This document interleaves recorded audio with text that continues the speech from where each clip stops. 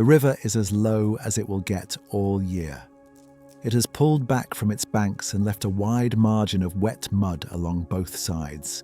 And that mud is what Thebes smells like an hour before dawn.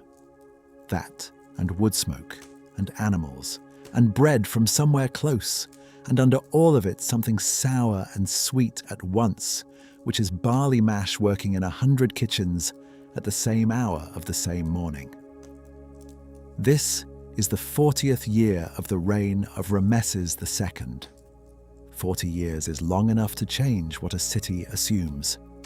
Something over 14,000 mornings have now begun under that one name, and a man of 35 here has never once in his life woken up in anybody else's Egypt. If you stopped one of the drovers coming down the street with his donkeys and asked him about the king before this one, he would very likely be handing you something he had been told rather than something he could remember. The street is already working. Bread has to be started before there is light to see by, so the ovens are going, the water carriers are loading, a boy is driving geese somewhere. The geese have no intention of going. A couple of miles west of all this noise, on the far side of the river, there is a wall of pale cliff, and the cliff is full of the dead. How many people are living here nobody in the city could tell you, and we cannot say with much confidence either. The range the estimates fall into runs from about 50,000 to about 80. Whichever end of that is nearer the truth, Thebes this morning is very probably the largest city anywhere on Earth. North of here, the temple precinct of Amun covers something in the region of 200 acres. Inside it stands a hall, finished recently enough that men who worked on it are still alive. 134 columns carrying a stone roof over a floor you could set a small village down on. Nothing larger, so far as we know, has yet been roofed by anyone anywhere. None of that arrangement is accidental, and it governs nearly everything else. The living side of Thebes is the east, where the sun comes up out of the desert. The west, where it goes down, is where the dead are put. Every funeral in this city is a river crossing, and so is a great deal of the work. When the sun does come up, it will rise behind the town, out of the eastern hills, and the first thing in Thebes to catch it will not be the temple, or the palace, or any part of the city at all. It will be that cliff on the far side of the water. The dead get the light first, every morning, and nobody here finds it worth remarking on.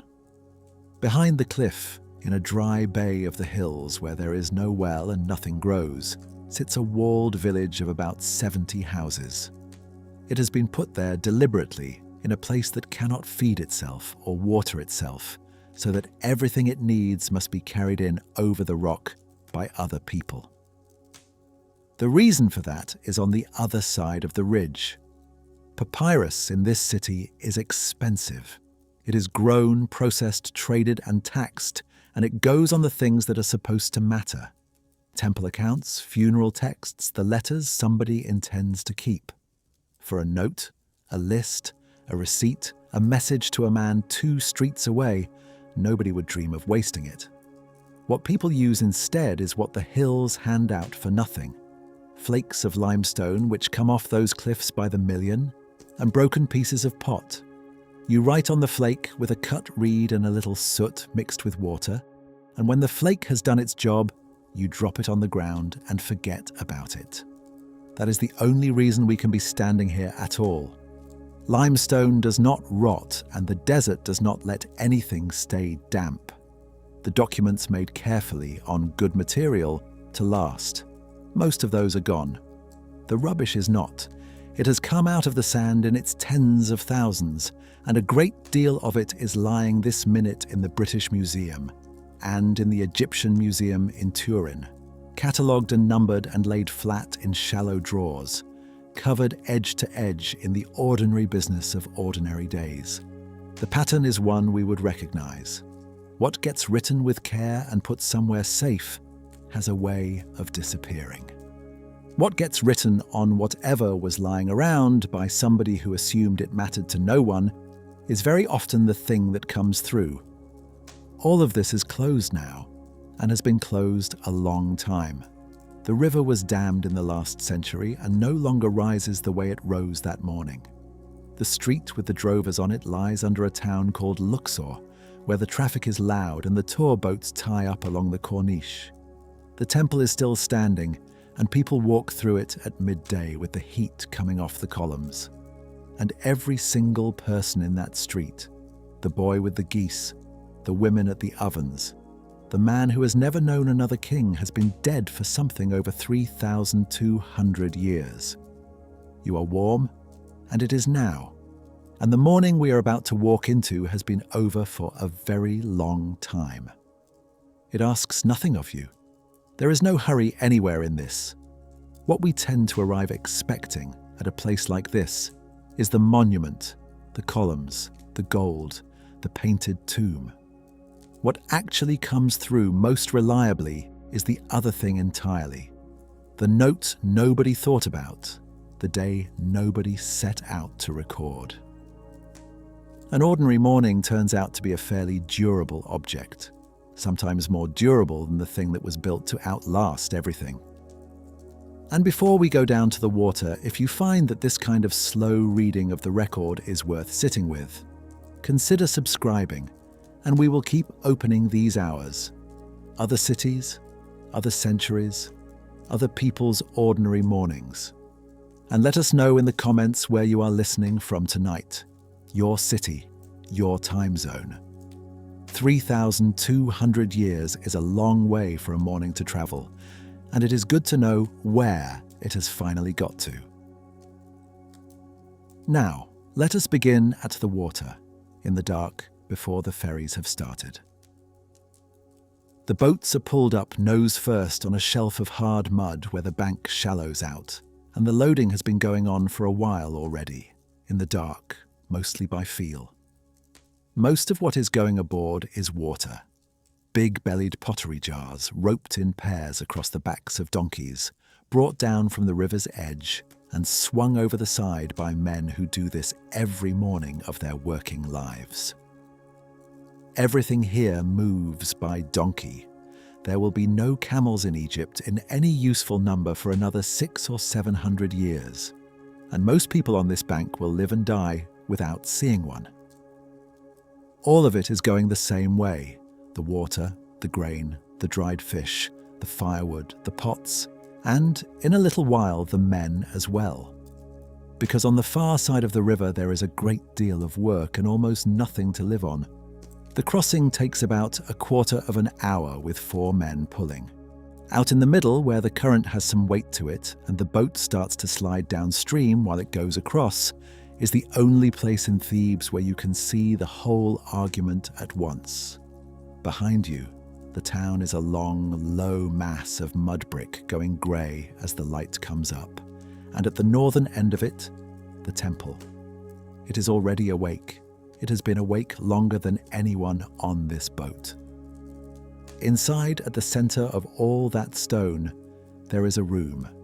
It is small, smaller than most of the houses on the bank you have just left, and it is dark, and almost nobody in Egypt will ever be permitted to enter it. The god lives there. At about this hour, a priest breaks the clay seal on its doors and goes in, and the god is woken.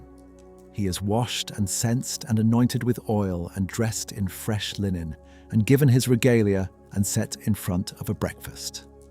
Then the doors are closed and sealed again, and the priest leaves the room walking backwards, sweeping the floor in front of him as he goes, so that not one of his footprints is left anywhere inside. The breakfast is not wasted. Once the god has taken from the food whatever it is that a god takes which is not the food, the offerings come back out and are distributed among the staff, which is one of the ways several thousand people in this city get fed. Turn the other way, and what is coming up ahead of the boat is a strip of green, perhaps 2 miles wide, and behind the green, a line of buildings standing along the edge where the fields stop. They are temples, and every one of them belongs to a dead king. Each was built to keep his name spoken and his offerings coming forever, staffed and endowed and provided with land. and the Egyptian phrase for the kind of building translates as a mansion of millions of years. Some of them are having trouble. One of the older ones was put up too near the water, and the floods have been getting into it for decades. Others are simply quieter than they were, their endowments reassigned, their staff thinner, their stone beginning to be useful to somebody else. A mansion of millions of years turns out, in practice, to last about as long as the arrangements that pay for it. The newest and largest of them is the one belonging to the king currently on the throne, and it is running at full strength. In its forecourt sits a figure of him, cut from a single block of granite, floated something like 130 miles down the river from Aswan. It weighs in the region of 1,000 tons. It will come down eventually and break and lie in the sand in pieces and become a great deal more famous in that condition than it is this morning. Just now, it is standing up. Behind the temple and covering considerably more ground than the temple itself are the storerooms. Long parallel vaults of mud brick, each of them about 100 feet from end to end, roofed with a barrel arch. A true arch, which is not supposed to be an Egyptian idea at all, and which makes these among the oldest standing anywhere in the world. Grain in most of them. Wine, olive oil, and honey in the rest. The figure that gets quoted for their capacity comes from Barry Kemp, an Egyptologist who has spent a working life on the unglamorous question of how these places actually operated day to day. Filled, the storerooms of this one temple held enough to feed 20,000 people for a year. Nobody in Thebes would describe the situation in these terms, and the description would not have meant much to them. But the West Bank is the most expensive thing this city owns. It has temples, workshops, quarries, storehouses, a permanent staff, its own police force patrolling the hills, and a supply line coming across the river every morning before light. It has no population. The people who work over here go home at the end of the week to houses on the other side, or up into a walled village in the desert that has to have its drinking water carried to it by donkey. Everything on this bank is for the dead, or for a living king who is making arrangements to become one.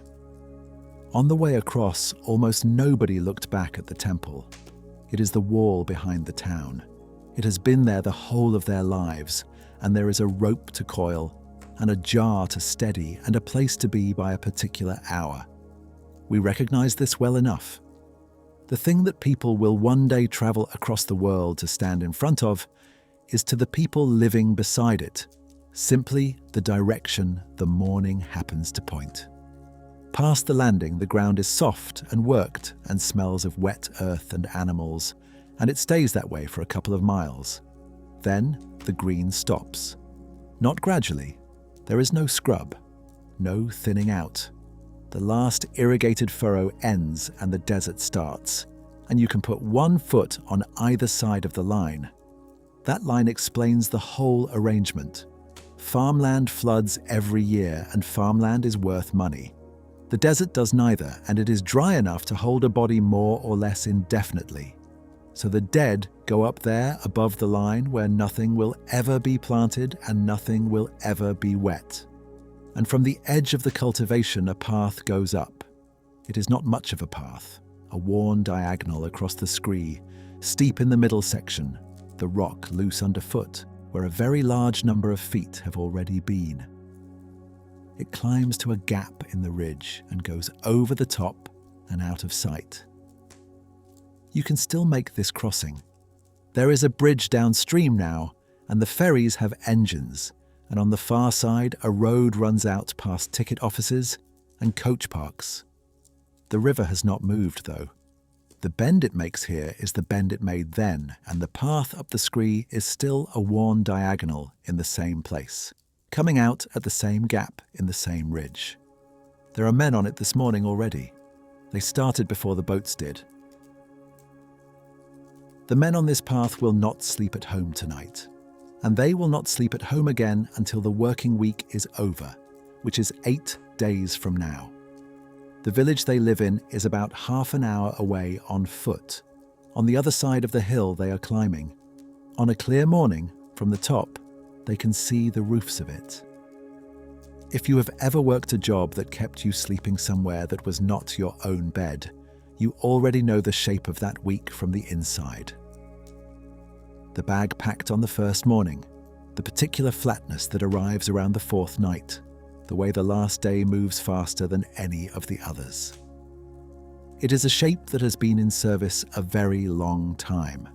The climb is about 40 minutes unloaded. The path steepens through the middle section and then eases, and it comes out at a saddle in the ridge with the ground falling away on both sides. And from up there, the whole arrangement is legible in a way it is not from anywhere else. Below on one side sits the village, 2 main rows of flat roofs inside a wall packed tight. The whole enclosure not much larger than an acre and a half, with somewhere around 70 houses inside it, and another 50-odd structures spilling out beyond the wall where the slope allows. The men who live there call themselves servants in the place of truth. They are paid monthly in grain by the state. Their houses have their names cut into the doorposts.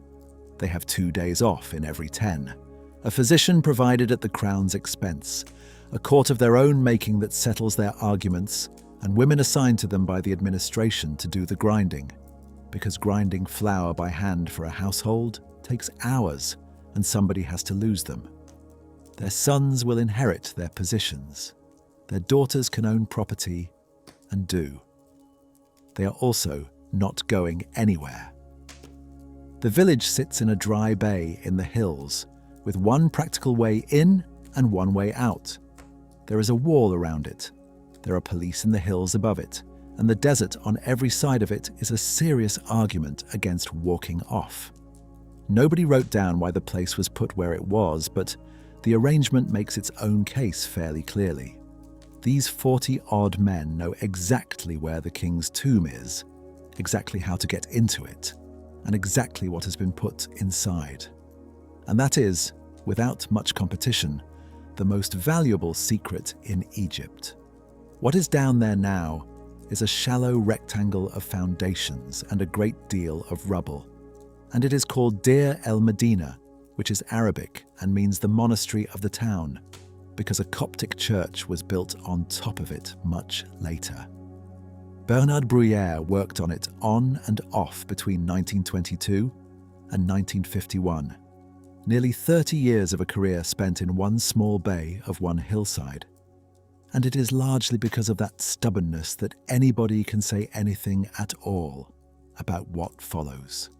Over the saddle, the path drops into a different kind of country. No cultivation is visible from here, and none is possible.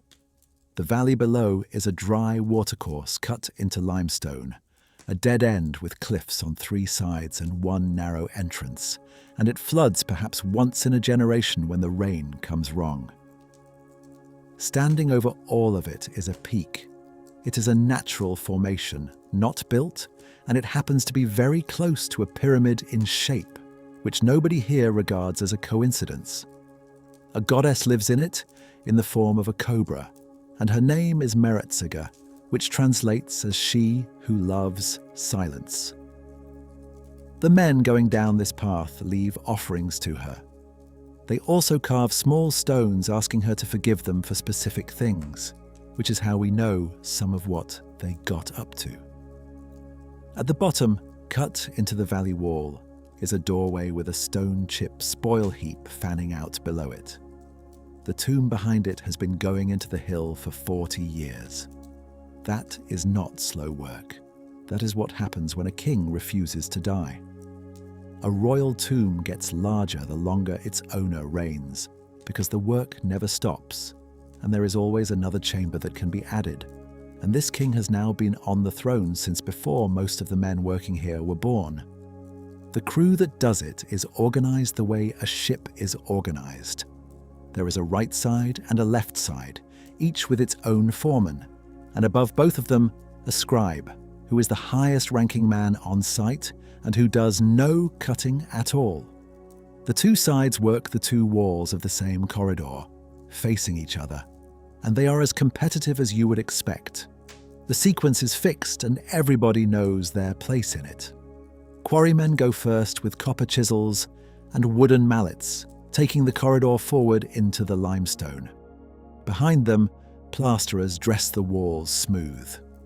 Behind the plasterers comes a draftsman who lays out the figures and the columns of text in red.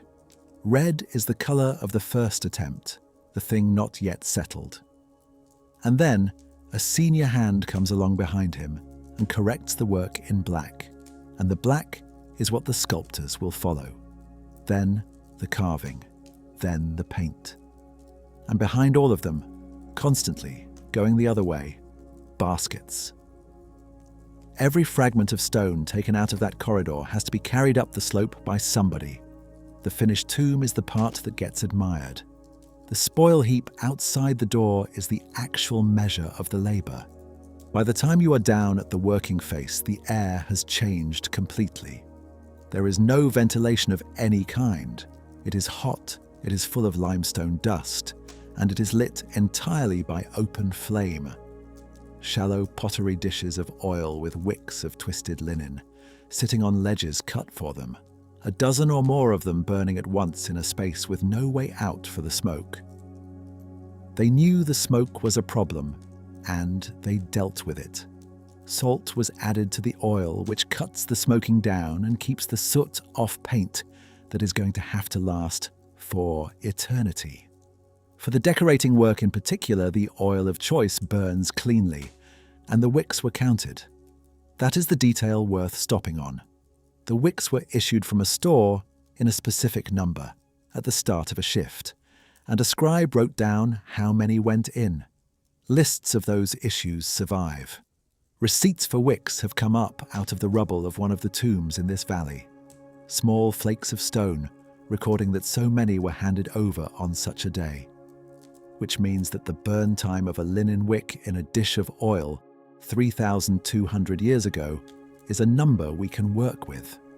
We can read, from a store's list, roughly how long these men stood in the dark. Anyone who has worked anywhere that issues supplies against a job number will recognize the logic exactly. Consumables are counted because counting them is how the person paying knows what was done. It is not surveillance, and it is not distrust. It is simply the oldest available answer to the question of what happened while nobody senior was watching. At the end of the day, they do not go home. The path back is bad in daylight and impossible in the dark. So on the saddle above the valley, there is a settlement of small huts, walls of loose stone laid up dry, with something light over the top for shade. 60 odd of them have been found up there. There are hearths and cooking pots, and the remains of meals, and gaming boards scratched into flat stones. Men sat up there in the evening with the whole of the Nile Valley laid out below them in the last of the light, and played a board game, and went to sleep on a hillside, and got up and went back down. In the morning, before the first basket moves, the scribe goes down the list. He is not doing it out of officiousness. He does it because the grain that comes over the hill at the end of the month is worked out against that list, and because it is his name on the account.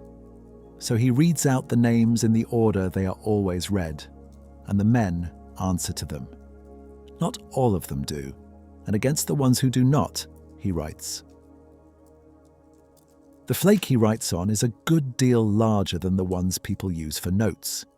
About 15 inches by 13, roughly the size of a hardback book laid open, with a slight curve across it and one ragged edge where it came away from the cliff.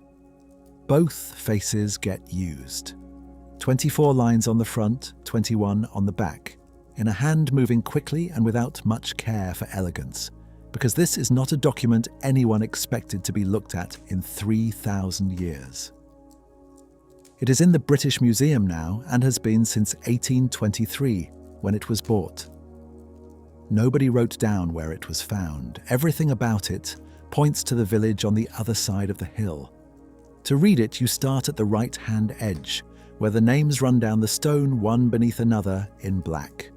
40 of them. Then you follow each name out to the left along its own line, where the dates are set. The days on which that man did not appear. And sitting above the dates in a second color is the reason.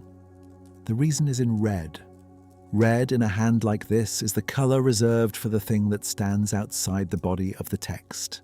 The heading, the date, the annotation, the item that has to catch the eye of whoever picks the document up later. So the names are black, and the days are black, and the excuses are red, and the whole stone is laid out so that a man scanning it can see at a glance how much of the year has gone missing, and why.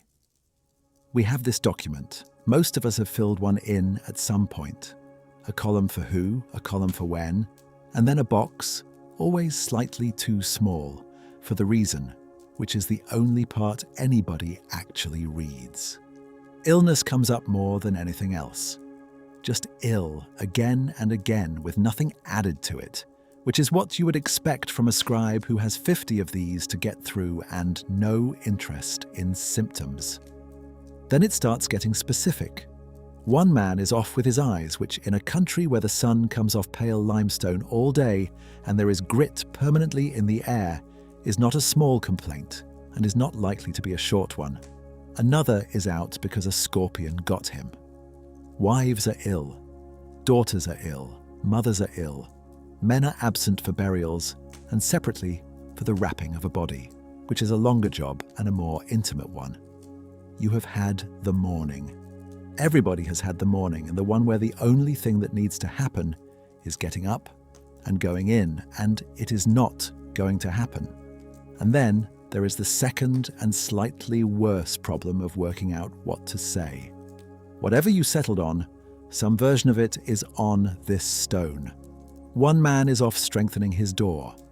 That sounds like nothing until you consider that a mud brick house in a walled village containing everything a family owns has precisely one door in it. More than 10 of them are away brewing beer. Beer in this village is not recreation. It is a staple that has to be made at home, does not keep, and takes the better part of a day, and a household that runs out of it has a genuine problem on its hands. And one man is absent because he has been carrying stones for the scribe, which is to say he was working. He was simply working for the man keeping the register, who has recorded in his own account in red that this man was not where the account says he should have been. It is a small and rather admirable piece of bureaucratic honesty. Then there is the entry that stops nearly everyone who comes to this stone because it appears 10 separate times, entered by 10 different men who each expected it to be accepted, and it was. His wife is menstruating. His daughter is menstruating. It is not written in code, and it is not abbreviated, and there is no sign anywhere on the stone that the scribe found it awkward to write. It sits in red in an official account of the royal necropolis as a sufficient reason for a grown man to be somewhere other than the king's tomb. Why it was sufficient is genuinely unsettled. There may have been some period of separation involved. There is a structure outside the village that some scholars read as a place women went. There is also a completely practical reading, which is that a household of this period ran on a very large quantity of physical labour performed by women, and that when the woman of the house stopped, the work did not, and the person standing nearest to it was her husband. The register does not explain because it never needed to. Everybody who was ever going to read it already knew. We would recognize the arrangement, even if we would describe it differently. Leave taken on account of somebody else's body, written into the book without comment and not raised again.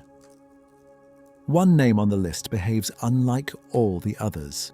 A man called Papyri is absent repeatedly, and the entry beside him is the same each time. He is with a man named Cons, making remedies.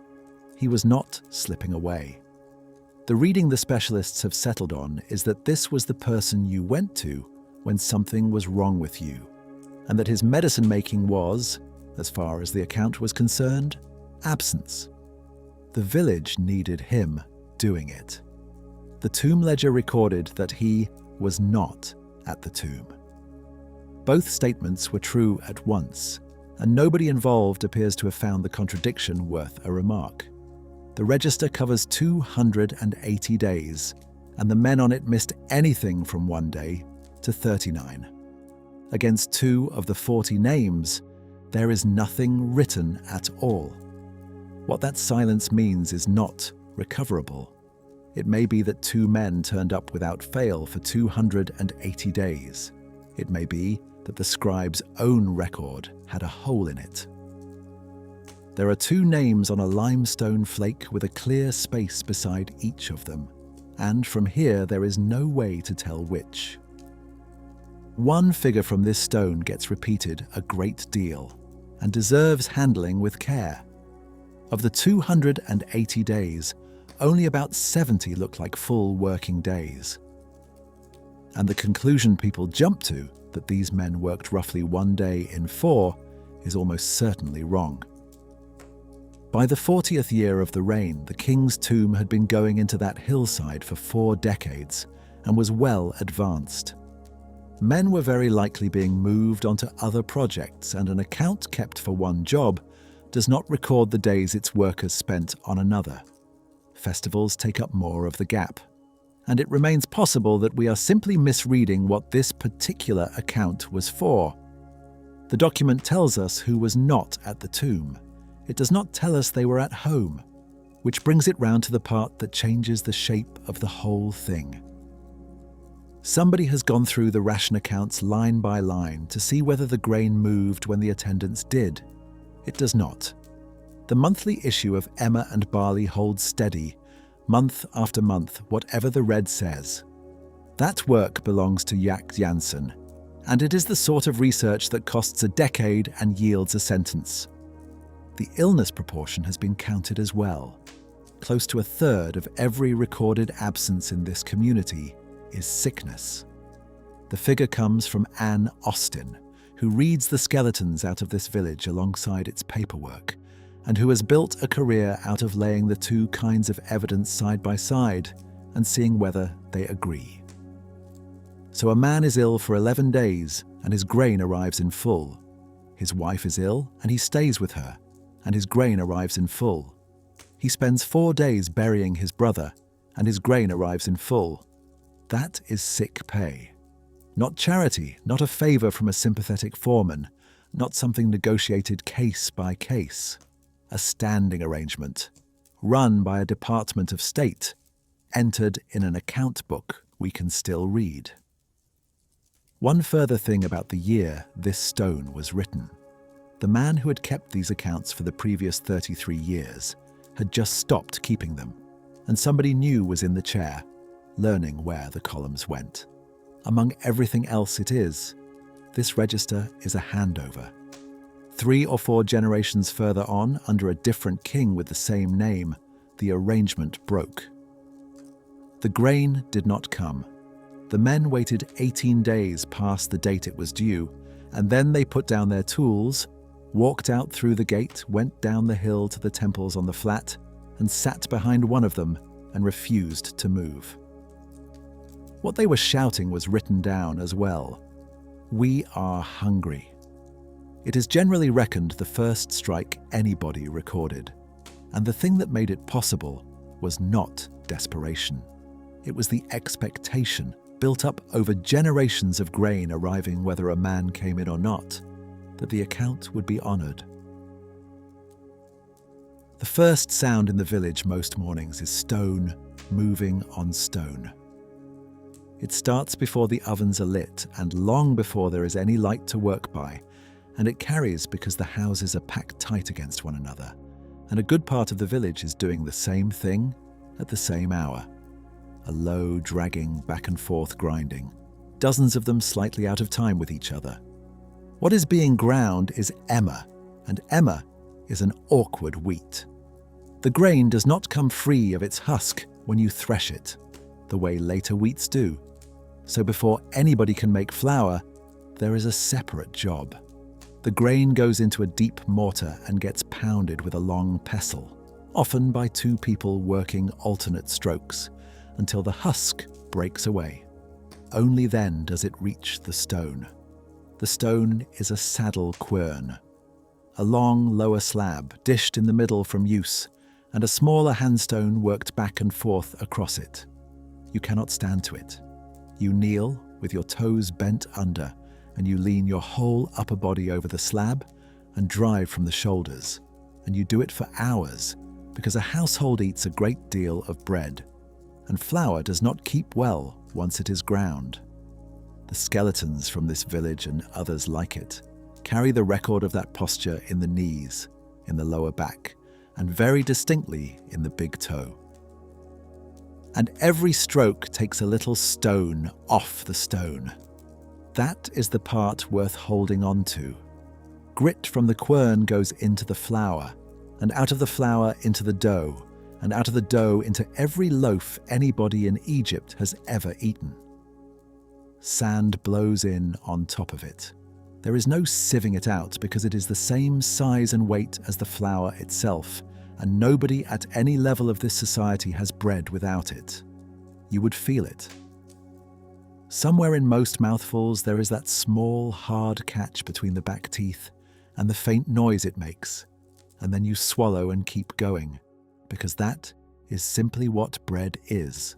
The dough goes into flat clay ovens or into conical pottery molds set in the embers, and it comes out as loaves in a dozen shapes with a dozen names, and a great deal of it goes straight back into the second thing that grain is for. For a long time, the books explained Egyptian beer roughly like this: bake bread, bake it lightly, crumble it into water, leave it, and let whatever is in the air do the rest. Bread beer.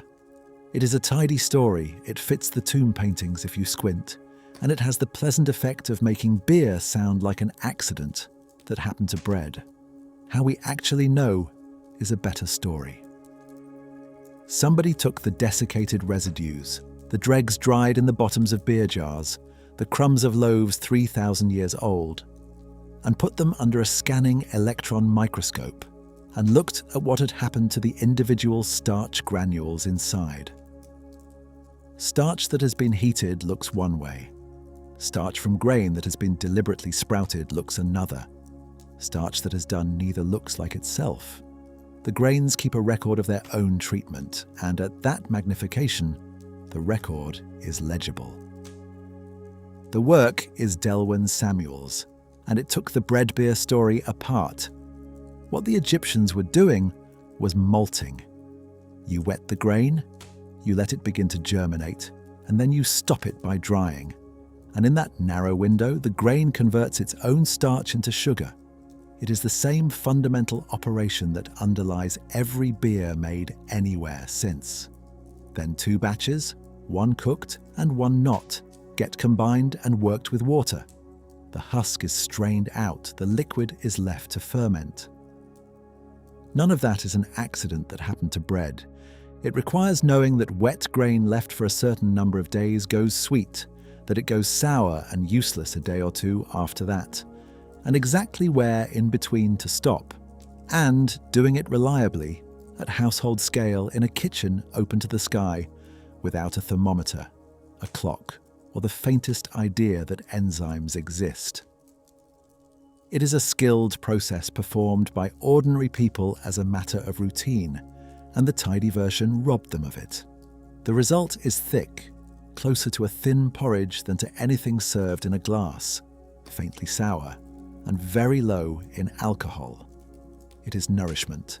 It is drunk through the day by the whole household at every age, and a family that has run out of it has run out of food. Which is exactly why the state pays in it. The monthly issue for one of these workmen is 4 sacks of emmer wheat and a sack and a half of barley. The wheat for bread, the barley for beer. A foreman or the scribe gets 5.5 and 2. A sack in this system runs to something like 75 litres, so what arrives at an ordinary man's door once a month is well over 400 litres of grain. That is not a subsistence wage. It is enough to feed a household of about 10, and most of these households hold 5 or 6. The surplus is the point. It means every family in the village is sitting on a stock of the most reliably tradable commodity in the country, and it means the village runs an internal economy of its own on the back of it. There is no money. Not in the sense of coinage. Coined money will not arrive in Egypt for the better part of 1,000 years. Value is reckoned in the diben, a weight of copper, but the copper does not change hands and mostly does not exist. It is a unit for agreeing what things are worth. 2 men swap a bed for a quantity of grain and some oil, and both sides are priced against the diben to check the trade is fair, and if it comes out short, the difference is carried as a debt and settled later. A coffin comes out at 25 daben. All of it was written down on limestone flakes, and the prices have been gathered up out of those flakes and set against one another. This is Janssen's other long labour, so that it is now possible to say what a donkey cost, what a pair of sandals cost, and how much a man was still owed on a bed. Around the bread and the beer, the rest of the table is mostly vegetables. Onions above all, and garlic, leeks, lentils, beans, lettuce, radishes, and cucumbers. Fish comes up from the river dried or salted, and it is eaten at every level of this society. Dates and figs when they are in. Meat is occasional and mostly festival food. A household that eats beef has had something to celebrate. And then there is wine, which these men are not drinking. Wine is what is stacked in the storerooms across the hill, and the jars carry labels. Not a scratch mark, a proper label, written in ink on the shoulder of the jar, and it gives the year of the king's reign in which the wine was made, the estate it came from, the district, the name of the man in charge of the vineyard, whether it is sweet or blended, how much is in the jar, and which press it went through. Some carry a quality grade running from good to very good. Some name the occasion. Wine for offerings, wine for merrymaking, wine for a happy return. Set that beside a bottle on a shelf now. Vintage, region, producer, style, volume, and the document is the same document. It has been the same document for 3,200 years, and it was already fully developed when it first appears. But the loaf is, what does the damage? Chew grit twice a day for 40 years, and the teeth simply wear away. Not decay, wear. The crowns go flat, then they go low, and eventually the hard outer surface is gone through entirely, and the soft, living center of the tooth is open to the mouth, at which point everything that gets into it stays there. The jaws that come out of Egyptian cemeteries carry it as a matter of course. Worn-down molars, chronic abscesses in the bone beneath them, teeth lost long before death. It does not track with wealth because the flour does not track with wealth. The man who has never owned anything and the men buried under painted ceilings are eating out of the same querns, and their teeth show it. So does the king's. When his body was examined in the 20th century, among the arthritis and the hardened arteries and the wounds, there was an abscess in his jaw. The same complaint, in the same place as the man who grinds his own flour before dawn. Very little could be done about it by anybody. That is the one thing in all of this that needs no explaining across the distance. Everything else about their mourning takes some work to imagine. The tooth does not. Everyone knows the specific quality of that ache, the way it takes over the side of the face, the way it makes the night long. And here it is, in a jaw in a case, a single molar worn flat with the soft center of it open to the air, belonging to somebody who got up before light and knelt down and pushed a stone back and forth so that there would be something to eat. There is a man in this crew called Sennacherib, and his name means, near enough, sweet brother. His wife is called Nefertiti, which means something close to the beautiful one has come. They have a house in the village and a number of children, and between them they hold 2 titles. He is a servant in the place of truth, and she is mistress of the house. They are among the very few people from this village we can put names and faces to. They are also unambiguously married, and nobody married them. There is no record anywhere in Egypt of a marriage ceremony. Not a rite, not a liturgy, not an officiant, not a vow, not a witness list, not a single line in 3,000 years of a civilization that wrote down its laundry describing what happens at a wedding. The absence is not quite proof. A household celebration that nobody thought worth recording could have existed and left no trace. But across an enormous surviving documentary record, from a people who wrote down the price of a donkey and the reason a man's daughter kept him at home, nothing that looks like a wedding has ever turned up. What made you married was that you had started living together. The language used for it is domestic rather than sacramental. The standard phrase translates as founding a household, and it is the same phrase used for the gifts parents handed over when a child set up on their own. There is another expression that surfaces in a few New Kingdom texts, the carrying of the bundle, which appears to describe goods brought by the man to the woman's family. And once the bundle had been carried, the sources say that the making of a wife had taken place. So the closest thing to a wedding in the entire Egyptian record is a man walking to a house with a load of things in his arms. We are nearer to this than the white dress makes it look. Ask people now when a relationship actually changed, and not many of them will name the day of the ceremony. They name the evening one of them stopped going home, or the week the second set of keys got cut. The consequence for anybody reading these documents is awkward and permanent. With no rite and no register, there is frequently no way to tell from a text whether 2 named people were married, cohabiting, related, or simply sharing an address. Egyptologists argue over particular cases and will go on arguing because the evidence that would settle it was never generated. A society that did not consider marriage an event did not produce a document recording the event. What it did produce, in quantity, is documents about property. And here the arrangements are not what the rest of the ancient world would lead you to expect. Whatever a woman brings into the house remains hers, not by her husband's grace, as a matter of how the property works. She can sell it, lend it, leave it to whomever she likes, and take it out again.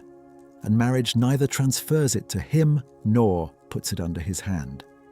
She does not need a father, a brother, or a husband to act for her in any transaction.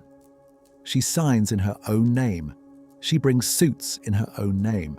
She can be sued and held liable in her own name.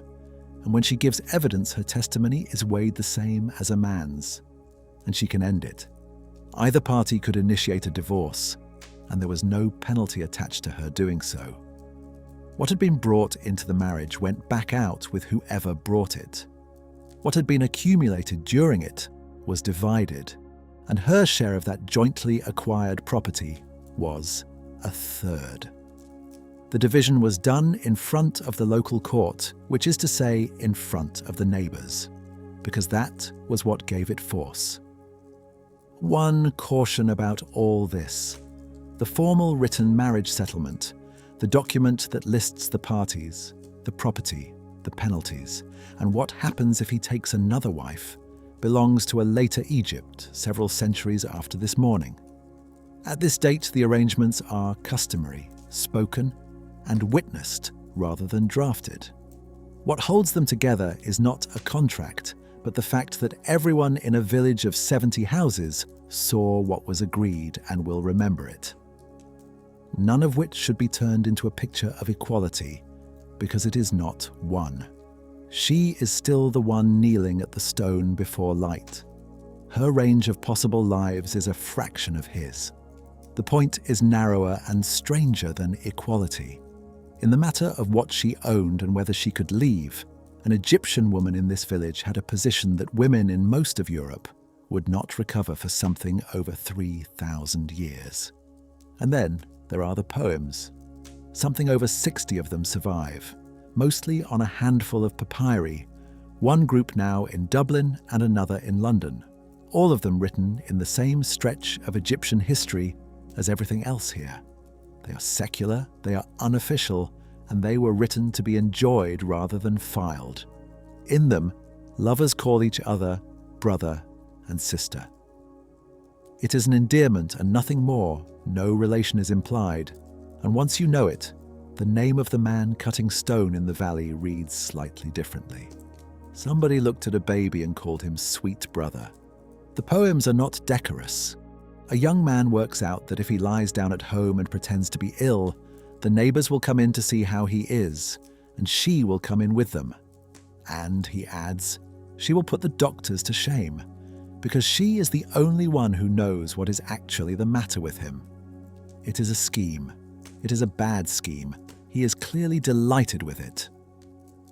If you had wanted to leave the village on a particular morning to see somebody, the reason you gave would have gone into the account in red, and there is a decent chance that at least one of the men marked down as ill that year was doing exactly what this poem describes.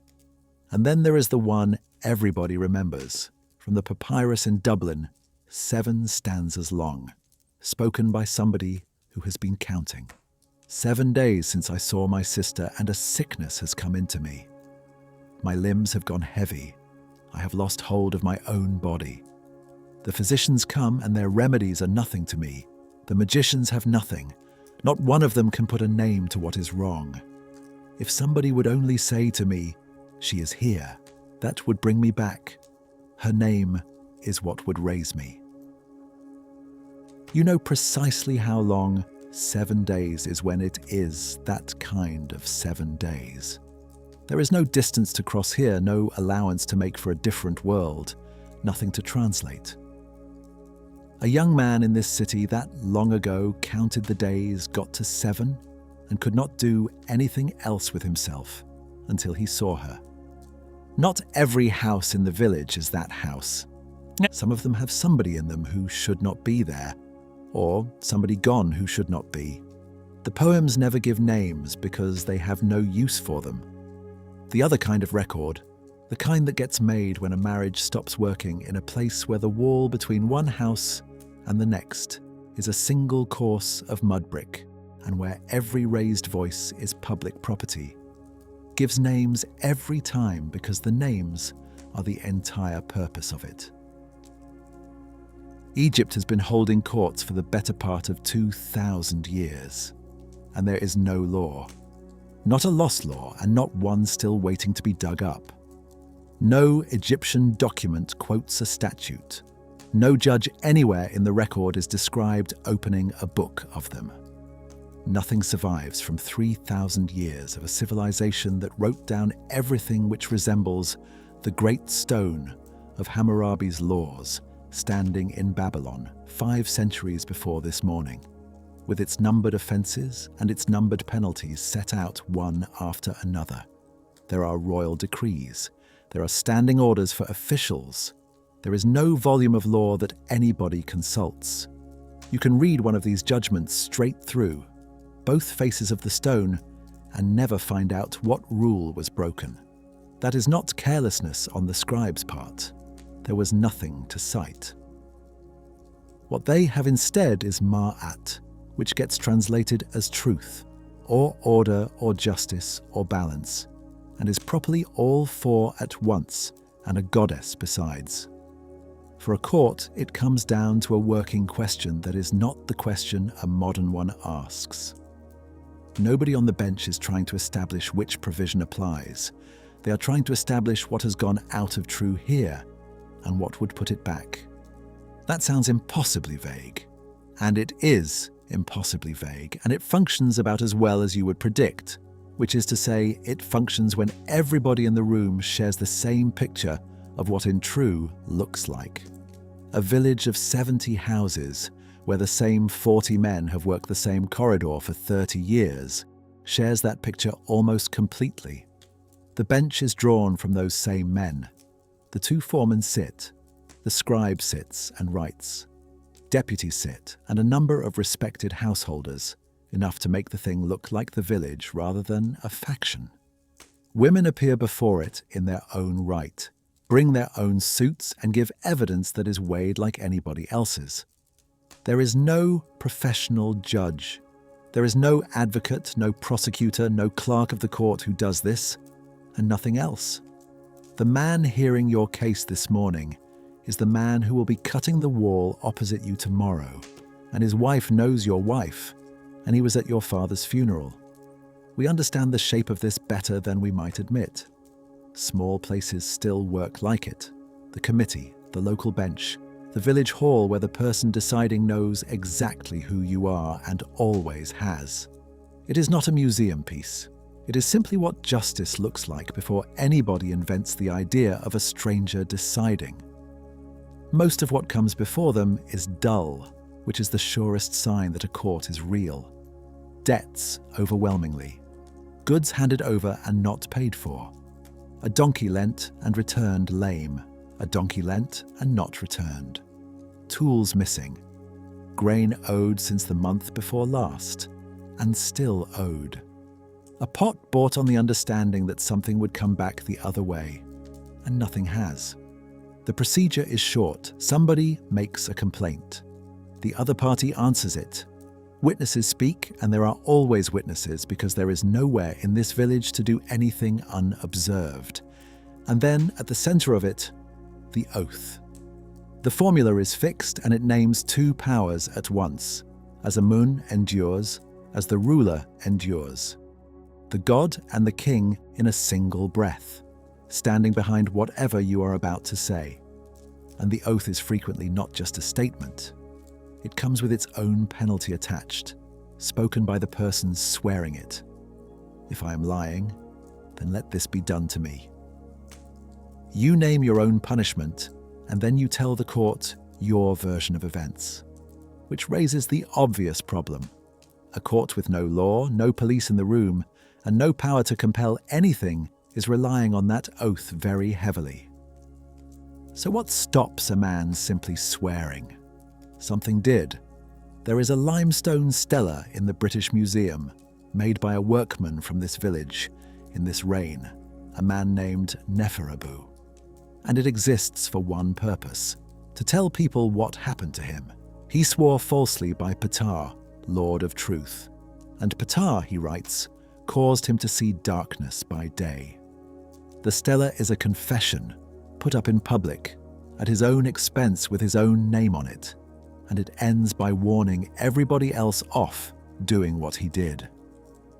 Whether he actually went blind or lost sight in one eye or suffered something else he understood in those terms is not recoverable. What is recoverable is that a man in this village believed a false oath had cost him his eyes and thought the correct response was to say so in stone where his neighbors would read it. That belief was general here. The cobra goddess who lives in the peak above the valley is understood to punish liars and oath-breakers with blindness and with snakebite, and the workmen leave stones asking her forgiveness for particular things, which is the only reason we know about some of those things at all. So the enforcement is largely internal. The court does not need to catch you. You are expected to catch yourself, and a fair number of them evidently did. When that fails, the sentences are practical before they are punitive. Give back what you took. Make good what you spoiled. Pay what is owed and pay it in installments if that is the only way it will get paid. The point is to restore the position rather than to mark the offense, and a great many cases end with an arrangement rather than a verdict. Where that is not enough, the court can order a beating, not a symbolic one. Men who are found to have lied or stolen or gone back on a sworn undertaking can be held and struck with a stick, and the men holding them are the men they work beside. And some things the court will hear but cannot finish. Adultery is one of them, and the reason it is actionable at all comes straight out of the way these households are formed. There was no ceremony to violate and no vow to break.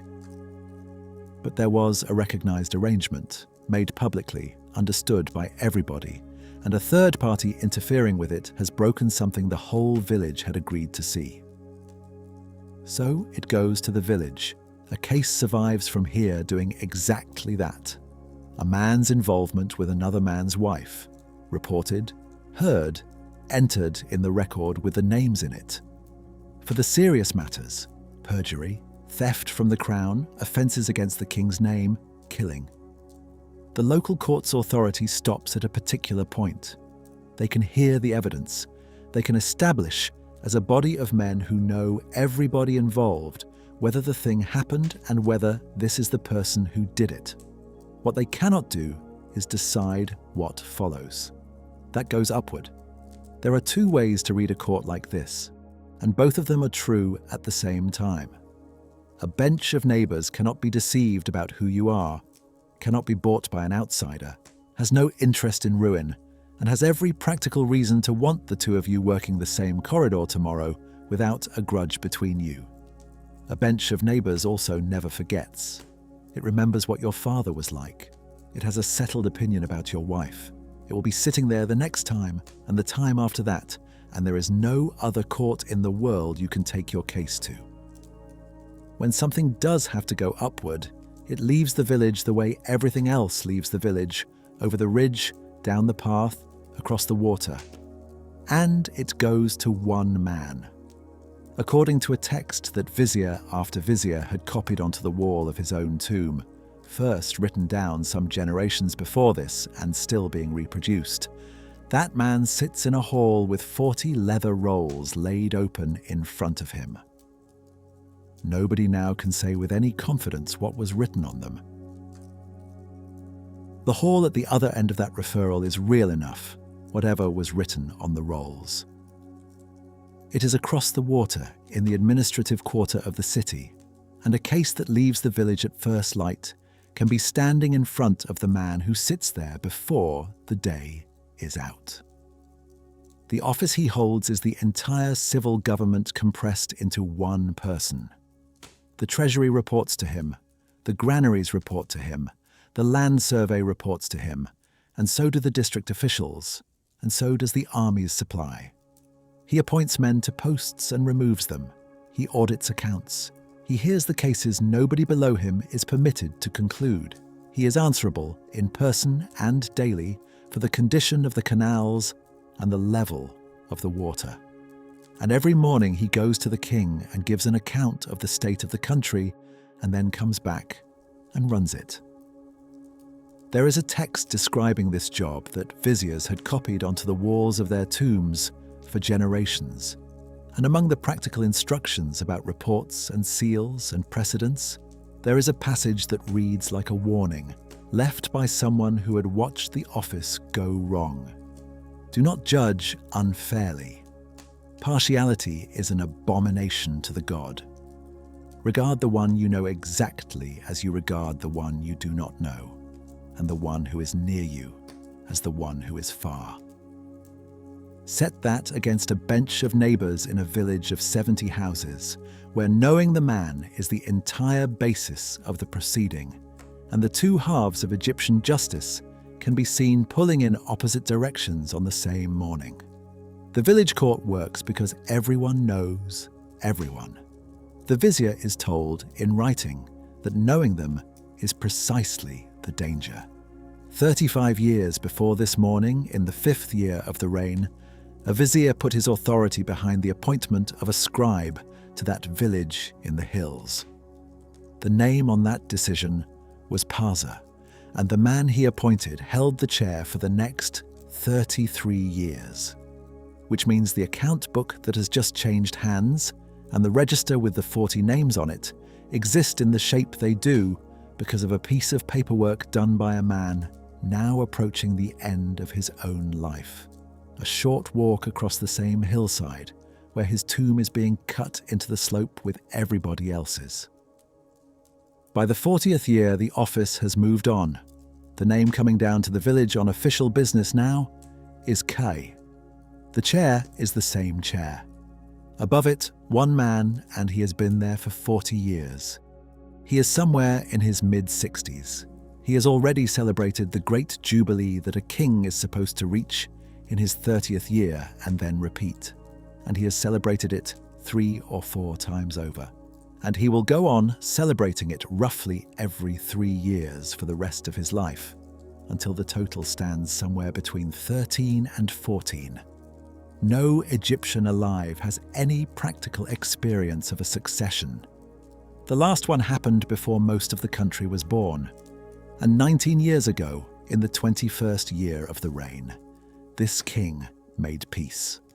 The war with the Hittite Empire had run for a generation and had produced, among other things, the enormous battle at Kadesh that he has been having carved onto every available wall since. What it had not produced was a result. So in the 21st year, the two sides stopped, and the terms were set out in a document: mutual non-aggression, a defensive alliance, the extradition of fugitives, and a clause protecting those fugitives from mutilation once they were handed back. The Egyptian version of it is cut into stone at Karnak, and again on the walls of the king's own mortuary temple across the river, where anybody walking past can see it, and where almost nobody does. What arrived in Egypt from the other side, according to the text itself, was a tablet of silver with the terms engraved on it. That silver tablet has not survived. What has survived is the other copy. 3,500 miles of history later, in the hills of central Anatolia, a German archaeologist named Hugo Winkler spent the seasons of 1906 to 1908 digging at a place called Hattusa, working with the Istanbul Museum, and pulled out of the ground the archive of the Hittite state. Thousands of baked clay tablets written in cuneiform in Akkadian, the diplomatic language of the age. Among them was the same treaty. The Egyptian text had already been copied at Karnak by Champollion in 1828, within a few years of his working out how to read hieroglyphs at all, and published after his death. So there are 2 versions, in 2 languages, in 2 scripts, made for 2 governments who did not trust each other, recovered nearly 2,000 miles apart and some 80 years apart, and they can be laid side by side. They agree on the substance almost completely. Where they differ is where you would expect 2 governments to differ. The Egyptian text is quite clear that it was the Hittite king who came asking. The Hittite copy does not read that way. It is the oldest written peace treaty that survives anywhere in the world. And this morning, it is 19 years old, cut into a wall people walk past on their way to do something else. 6 years ago, the king married a Hittite princess, and the alliance is holding, and nobody in Thebes finds any of this remarkable. But none of that is the mechanism. Treaties and jubilees and the vizier's daily report are the visible part. What actually runs this country is a measurement. Everything here depends on the flood, and the flood is not reliable. A high year drowns the dikes and the villages built on mounds between them. A low year means less land underwater, less silt, less crop, and hunger arriving on a schedule everyone can calculate in advance. Between those 2 failures is a band perhaps a couple of cubits wide where the year works. So it gets measured. It has been measured, and the numbers written down since the beginning of the state, the annals carved on the Palermo stone record the height of the inundation year by year, going back to the first dynasty, which means that by this morning, Egypt has been keeping a numerical series on its own river for something like 18 centuries. There is no other country on Earth doing anything remotely like it. The measuring is done in shafts and stairways cut down to the water, in cubits marked on the wall, and the ones that matter are inside temple precincts. You go down out of the heat into a stone stair that turns as it descends, and the air changes, cool and close, and smelling of wet stone, and the marks are cut into the wall beside you at intervals all the way down. At the bottom, water. Somebody looks at where the surface sits against the marks and says a number, and somebody else writes it down. That number is not a weather report. It is the basis of the assessment. From the height of the river, before a single field has been sown, the administration works out what the harvest will be, and therefore what is owed, and the assessors go out to the districts with that figure already in hand. The same number tells the granary officials whether to hold their stock or start moving it, which is the reason storerooms exist on the scale they do on the West Bank. Not as decoration, but because somebody has already worked out that this year is going to be short. The reading is taken in a temple by temple staff, and it does not go up on a notice board. We know the shape of that arrangement. A figure is arrived at somewhere we are not by people we will not meet, using a method we could not check. And some weeks later it comes back to us as an amount we owe. And there is no arguing with it, because the measurement has already been taken, and the taking of it was the whole of the argument. The grain that comes out of it moves in every direction at once. Some goes to the temples, some to the army, some to the workshops, some into the storerooms against a bad year.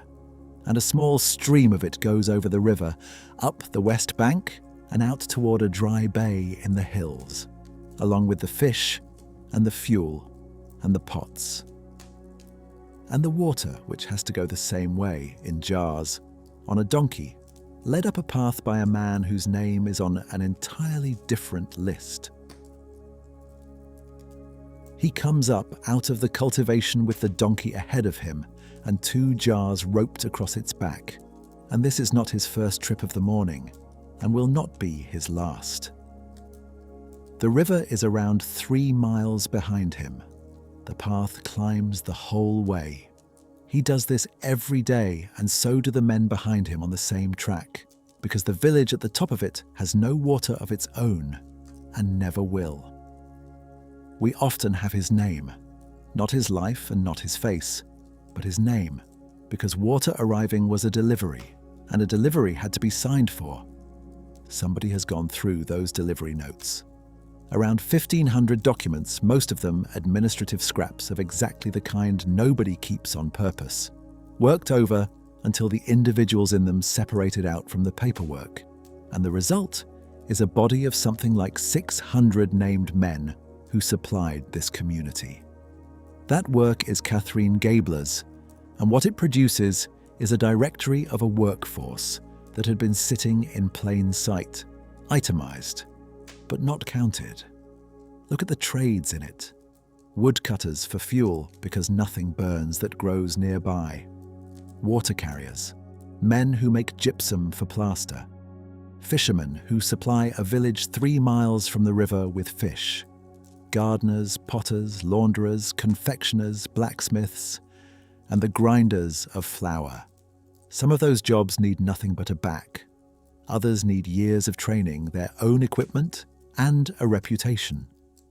All of them are paid by the state and supervised locally, and appear in the accounts as a standing charge against the same administration that pays the men in the tombs, which produces an arithmetic worth sitting with.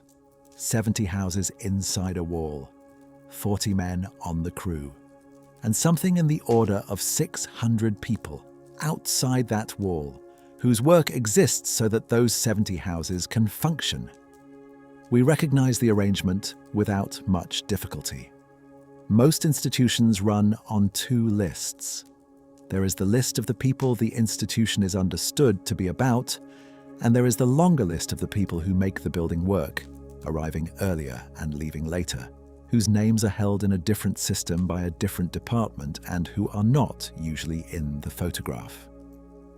Among the 600, the grinders are the ones the documents are strangest about. Flour cannot be stockpiled, it goes rancid. So it has to be ground continuously, and the labor involved is enormous. The state's answer was to supply the village with women to do it. What the records then show is not those women being assigned to a household and left there. What they show is the distribution of their days. A household is entitled to a certain number of days of a servant woman's work in a month, and those days appear in the paperwork the way anything else in this village appears in the paperwork. They are counted, they are transferred between households, they are given as part of a settlement, they are argued about in front of the court. What is being moved from one column to another is not the woman. It is her time in units. She, meanwhile, is kneeling at a stone with her toes bent under her from before light so that the village can eat. Is it fair to call this slavery? The honest answer is that the question is shaped wrongly and that both of the available answers do damage. Start with the words because the words are where most of the confusion is manufactured. The Egyptian term usually rendered as slave is hem. It is also the word in the standard title of a priest, hem-necher, servant of the god. Which is to say that the same noun that gets translated slave in a household document gets translated priest in a temple one. And no Egyptian reading either of them felt a jolt. The other term, bak, is regularly used by senior officials of themselves when they write to the king. A man running a province calls himself bak. Whatever it means, it does not mean what the English word means. So a document that appears to record slaves may be recording household staff, bonded workers, dependents, people working off a debt, or people in a relationship of obligation that has no English name at all. Translation is doing work here that the Egyptian is not doing, and it does that work in one direction only. And then there is the other half which no amount of care about vocabulary reaches. The army came back from campaign in Nubia and in the Levant with people. The word for them is seker ankh, and it means literally one who has been bound alive. They arrived as property of the crown, and they were distributed to temples, to estates, to officials the king wished to reward.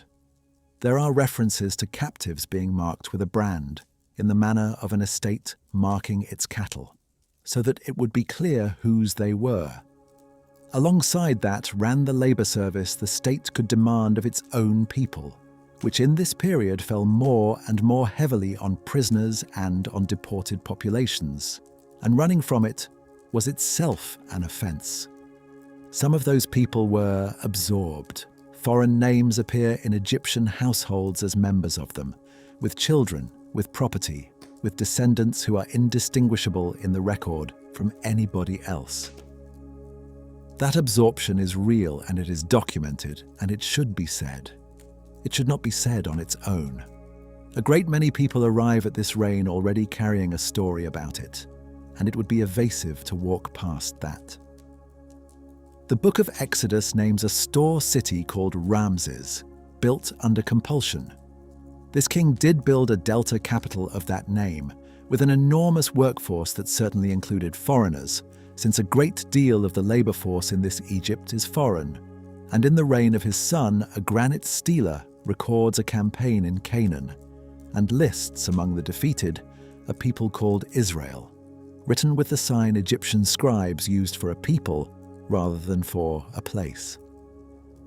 That inscription dates to around 1208 BC. It is the earliest mention of the name in any Egyptian document, and it puts those people in Canaan.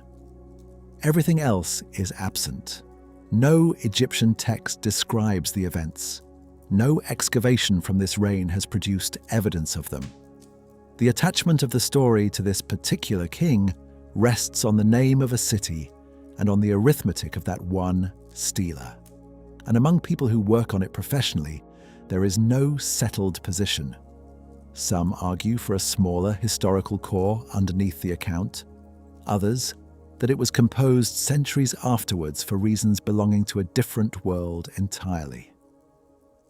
It will not be resolved here, and pretending otherwise would be a poor exchange for the listener's trust. What the record from this reign does hold in quantity is the other thing: bound people, working. So the verdict has to be left uncomfortable because comfortable is not available. Insisting on the word slavery imports a system, plantations, chattel, heritable and racial and total, that did not exist here and that flattens a set of arrangements the Egyptians distinguished carefully among themselves.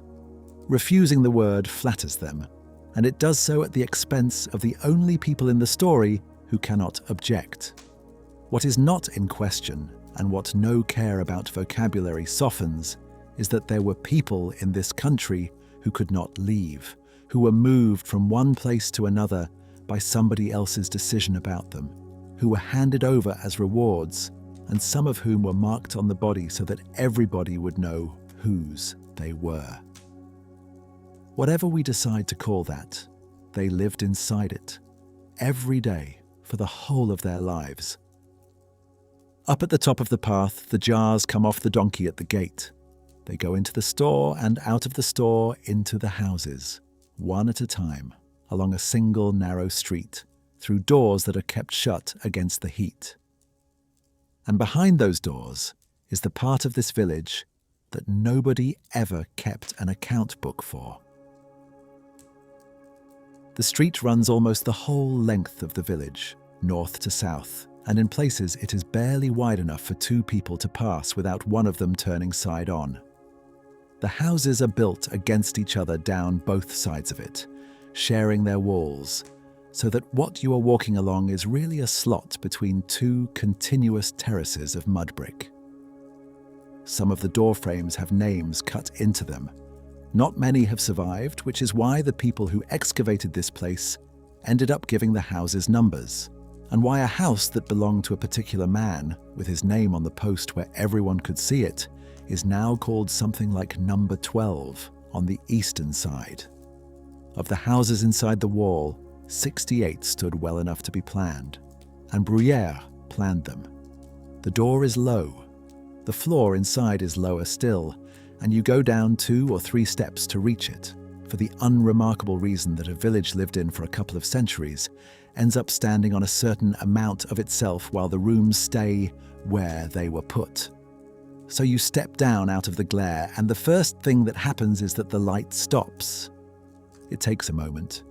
The walls are thick, the openings are small and set high, and the temperature drops by something you can feel on your arms. Whatever your eyes were doing outside, they are not doing it now. Every house does this.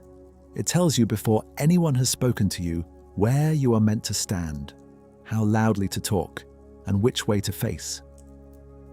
We read those instructions in a fraction of a second and never notice having read them.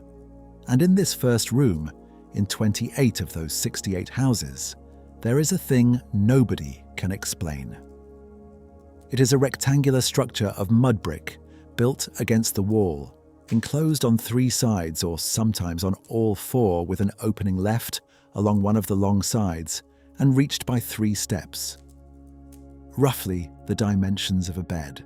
Some of them were plastered and painted, and where the paint has survived it shows a woman on a bed, and a child, and the dancing dwarf god who guards households. And convolvulus, twining, which in Egyptian imagery goes with fertility and with coming back. So the obvious reading is birth.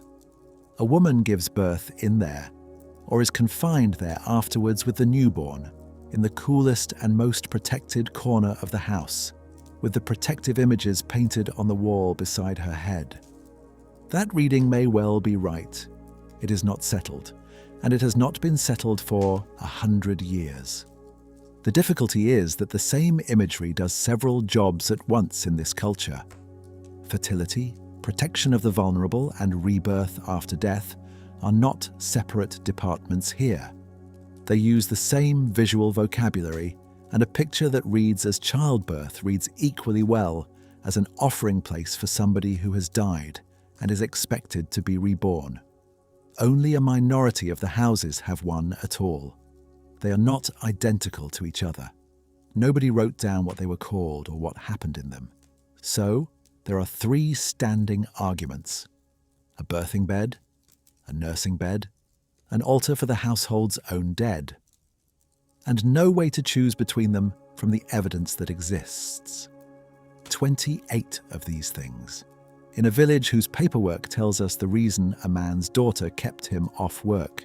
And we do not know what the largest object in his front room was for, which is worth holding on to because it is the ordinary condition of this material rather than an exception. The strangest gaps in the record are rarely the dramatic ones. They are things like this: enormous, physical, in half the houses, unmissable and silent. What is in the front room without any ambiguity is the dead.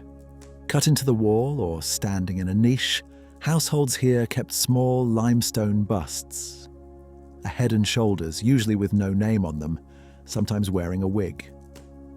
Alongside them, small stelae with a phrase that recurs across this village: excellent spirit of Ra, followed by the name of somebody in the family who had died. Offerings were made to them. They are in the first room by the door, where anyone coming in would pass them, and anyone sitting would be facing them. The grandmother is not away. She is in the wall, 6 feet from where the water jar gets set down, and she is expected to take an interest. Past that room, the house opens up. The main room is taller than the rest of it, with a wooden column in the middle carrying the roof beams and a low brick bench built along one wall, and the light comes down from a small grill set high up, so that at midday there is a single hard shaft of it and everything else is dim. This is where a man sits when somebody comes to see him. Beyond it are 1 or 2 smaller rooms for storage and sleeping. And then the kitchen. The kitchen is not roofed. It is walled but open to the sky, which is the only sensible arrangement when your oven is a clay dome, burning dung and brushwood, and it holds the grain silo, a mud brick cylinder filled from the top, emptied through a hole near the bottom, and the querns and the pots. Beneath the house, reached through a trapdoor, are cellars, and from the kitchen a stair goes up. The roof is not spare space, it is a room. Things are dried on it and stored on it, and in the hot months the household sleeps up there because a mud brick box that has been absorbing sun all day does not let it go until well after midnight. And the air outside is moving, and the air inside is not. Anyone who has spent a summer somewhere hot knows exactly how that decision gets made, and how quickly it stops feeling like camping and starts feeling like where the bed is. The bodies that lie down up there are cleaner than the popular picture of the ancient world allows for.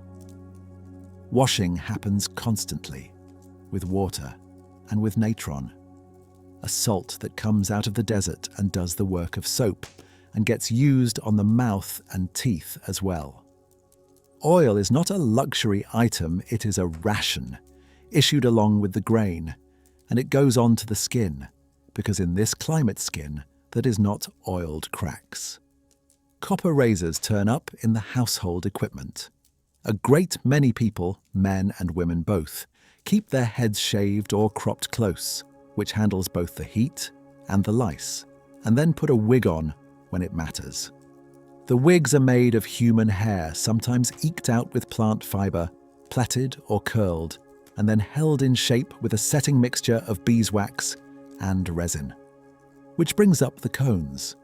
Egyptian painting is full of them, men and women at banquets with a pale conical object sitting on top of the wig, sometimes with a lotus flower tucked in beside it. For most of the last century, the scholarly position was that these were not objects at all, that no one had ever found one, that they made no physical sense sitting on a head, and that they were a convention, a way of drawing the idea of scented oil and celebration rather than a thing anybody wore. Then, in the cemeteries at Amarna, a capital city abandoned some 90 years before this morning, well over 200 miles down the river, excavators found 2 burials with cones still on the heads. The analysis was published in 2019. The material is a biological wax, consistent with beeswax, built as a shell around a wad of textile. They were real, people wore them, and that is as far as it goes. The two individuals wearing them were not grand people, which sits awkwardly against the banquet scenes. What the cones were for, who was entitled to one, and whether the ones in the paintings are the same thing as the ones in the ground are all still open. 100 years of confident denial was corrected by 2 graves, and what replaced it is not an answer, but a better informed uncertainty.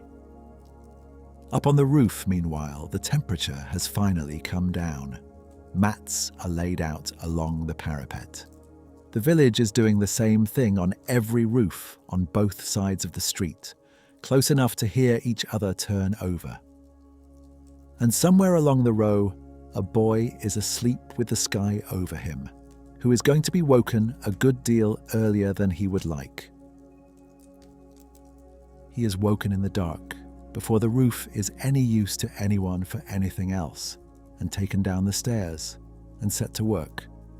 The work begins out loud. A line is said and then said again, and said again after that, by several voices at once and slightly out of step with each other, until it has settled into the mouth rather than the head, and only then does anybody write it down.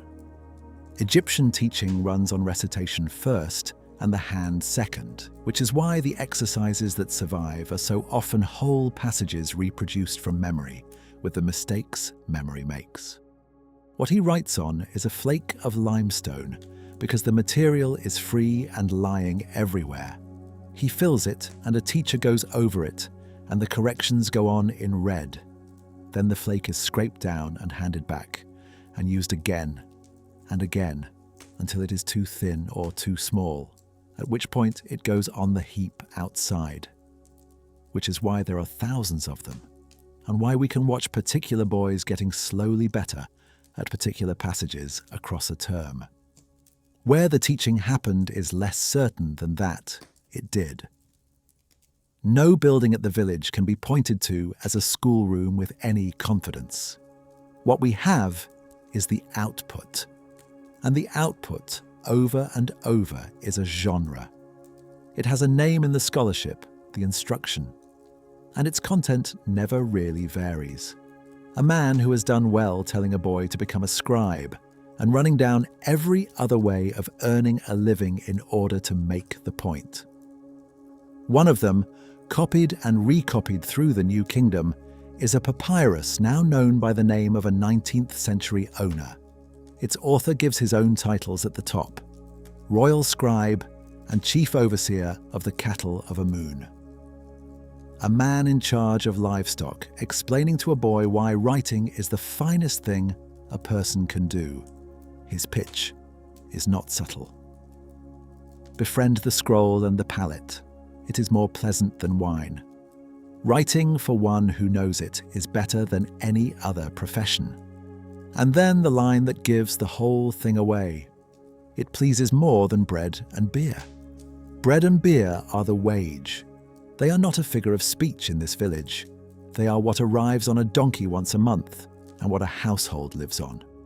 So the teacher has reached for the most concrete measure of value his pupil possesses, the actual substance of what a man is paid, and told him that literacy is worth more than that.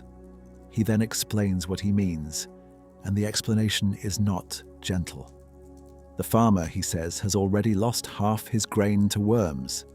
The hippopotamus has been through the rest of it, the mice are in the field, the locusts have come down, the cattle have got in, the sparrows have taken their share. And then the boat lands at the riverbank, and the assessment party comes up the path, and the attendants are carrying sticks. Where is the grain? There is no grain. So the farmer is beaten and thrown into a ditch head first, and his wife is bound in front of him, and his children are put in fetters. A boy learning to write is copying that out as a handwriting exercise, in a village whose flour is delivered by the state, in a country where the assessment has already been calculated from a number read off a wall in a temple. And he is not being taught to pity the farmer. He is being taught to become the man holding the writing board while the sticks are being used. Because the point of the passage stated plainly a few lines later, is that none of it can happen to a scribe. He is exempt. He is not taxed. He is not conscripted. He does not carry, and nobody beats him. The genre is old by now. Behind the New Kingdom version sits a Middle Kingdom text, a man called Katie instructing his son Pepi, already something like 700 years old when it is being copied out in this village, as far from these boys as the Norman conquest is from us, and it works the same way, going through the trades one at a time and describing each of them in terms designed to turn the stomach. The coppersmith with fingers like a crocodile's claws. The potter grubbing in the mud, dirtier than a pig. The reed cutter eaten alive by insects in the marsh. The launderer washing other people's soiled linen on a bank where the crocodiles are. And the line that has probably kept the thing in circulation for 2,000 years. Every profession has somebody standing over it, except the scribe, who is the one standing. How many people here could actually read is a question that gets answered with a confident percentage rather more often than the evidence allows. There is no number. Literacy at this village was unusually high for Egypt. That much is not in doubt, and it is the reason all of this survives. But literate covers a range running from writing your name to reading literature for pleasure. And the documents do not sort people into those categories for us. What they do show is the workaround. Men who could not write had personal marks, a sign unique to them, used to sign for a delivery, to claim a tool, to indicate which stack of anything was theirs. The administrative system did not exclude them. It simply gave them a different way of being counted. And then there is the man who has just taken the scribe's chair in this village. His handwriting is unmistakable. Anyone who works on this material can identify it across documents at a glance. Fast, confident, heavily cursive, unlike anybody else's. His name was Chenherkepeshef, and over his career he accumulated something in the region of 200 papyri. A private library, in a workman's village, in a dry bay in the desert, with no water. One of the things in it is a manual for interpreting dreams, now in the British Museum. It is laid out in 2 columns. On one side the dream, on the other what it means. 139 of the entries are favourable and 83 are not, and the format is completely regular. If a man sees himself in a dream doing such a thing, then it is good or it is bad. And here is what it signifies. Eating crocodile meat is good. It means becoming an official among your own people. Looking down into a deep well is bad, and the meaning attached to it is imprisonment. And when the interpretation is unfavourable, the word for bad is written in red. We have not moved as far from that document as its subject matter suggests. The impulse to look up what a dream means, to consult something authoritative and indexed rather than sitting with the thing unexplained, is not a superstition that has been outgrown. It is a search performed several million times a day, in a slightly different medium. On the back of that same roll, in his own hand, he copied out the poem about the great battle at Kadesh, the one the king has spent his reign carving onto walls. The library did not stay his. After his death, it went to the man who married his widow, and then to a son. And each of them added his own name to the papyrus, so that the ownership of the household's books is written on them in a sequence, one hand after another. There is one more thing about that collection, and it takes a moment to land. The group of papyri this village produced, split now between London and Dublin, contains the dream manual and the battle poem and the ledgers. And it also contains the love songs. The 7 stanzas about counting to 7 days and losing hold of your own body were part of the same body of material, kept in the same kind of household in this village by people like these. Which brings it back to the boy with the flake in his hand. Somewhere behind him is a man whose knees have gone, or whose eyes have, or who has spent 30 years breathing limestone dust in a corridor lit by oil lamps, and who has looked at his son and made a calculation. Not about happiness and not really about status, about the difference between working indoors and working outdoors, between being assessed and doing the assessing, between the stick and the writing board. The pitch he is repeating is a piece of ancient advertising copy, and it is laid on far too thick. It is also, in every particular that matters, correct.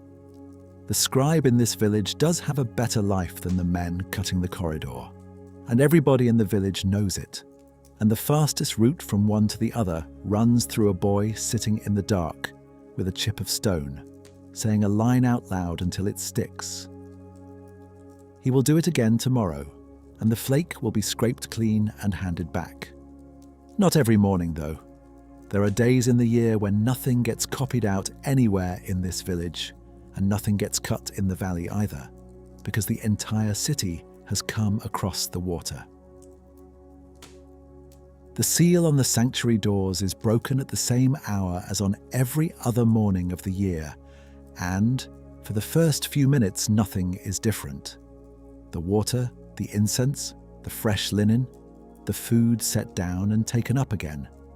Then, instead of the doors being closed and sealed behind him, they stay open. He is coming out. What comes out is a boat, not a full-sized one. A model, perhaps the length of a man, carried on poles across the shoulders of shaven-headed priests, with a shrine standing amidships. The shrine is shut.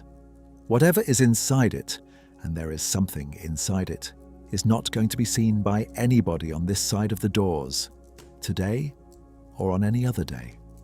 The entire city is about to turn out for a procession whose subject is inside a closed box. 2 more boats follow with the god's wife and their son, and the 3 of them come down through the courts and out through the great gateway into the open, and the noise starts. There is a practical use for this that has nothing to do with spectacle.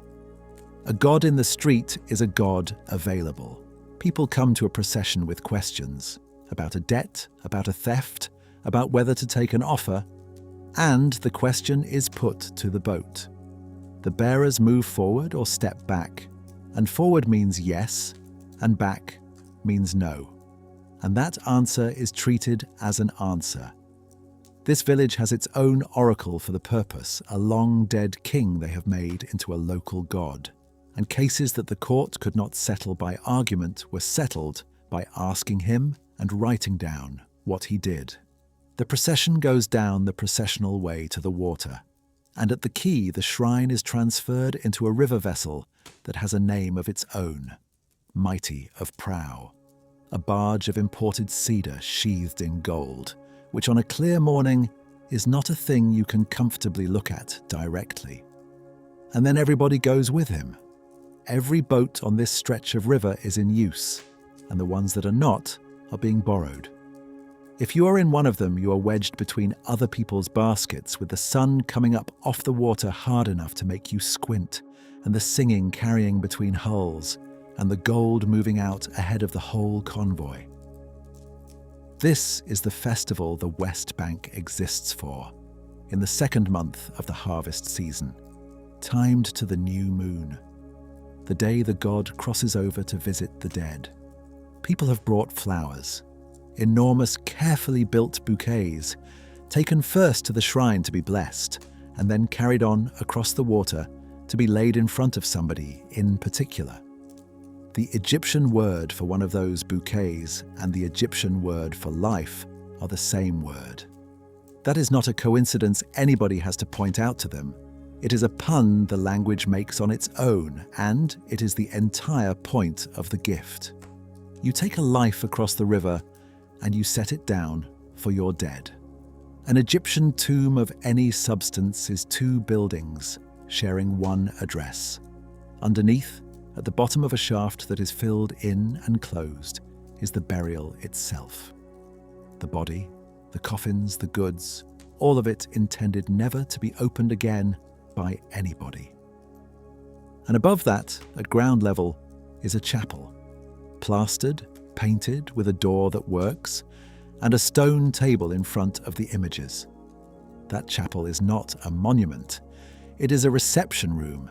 It was built by people who expected it to be used, and today is the day it gets used properly. The qualification, and it matters. Most Egyptians do not have one. A chapel of that kind belongs to the households that could pay for it, and the great majority of the country goes into the sand with a mat and a pot and no room above them at all. What those families do on this day is go to the burial grounds and take the offerings there, which leaves almost no trace, which is why the festival comes down to us through the tombs of people who had money. Inside a chapel then, in the middle of the day. It is cool, which after the crossing is the first thing anybody notices. The walls are painted with the household in better clothes than they own. There is bread and roast fowl and vegetables and fruit and cakes on the table, and more of it on mats on the floor. And the family is sitting on the floor around it eating, and people keep arriving.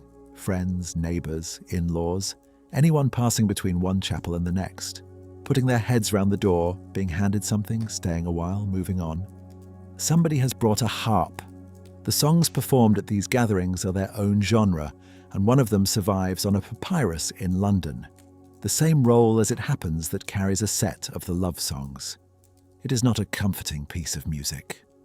Bodies go and have gone since the time of the god, and new ones take their places. The men who built tombs. Where are their places now? Their walls have come down.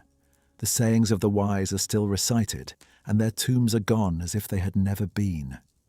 No one comes back from there to tell us how it is, or to settle our hearts until we go where they have gone. So spend your day well and do not tire of it. No one takes his goods with him.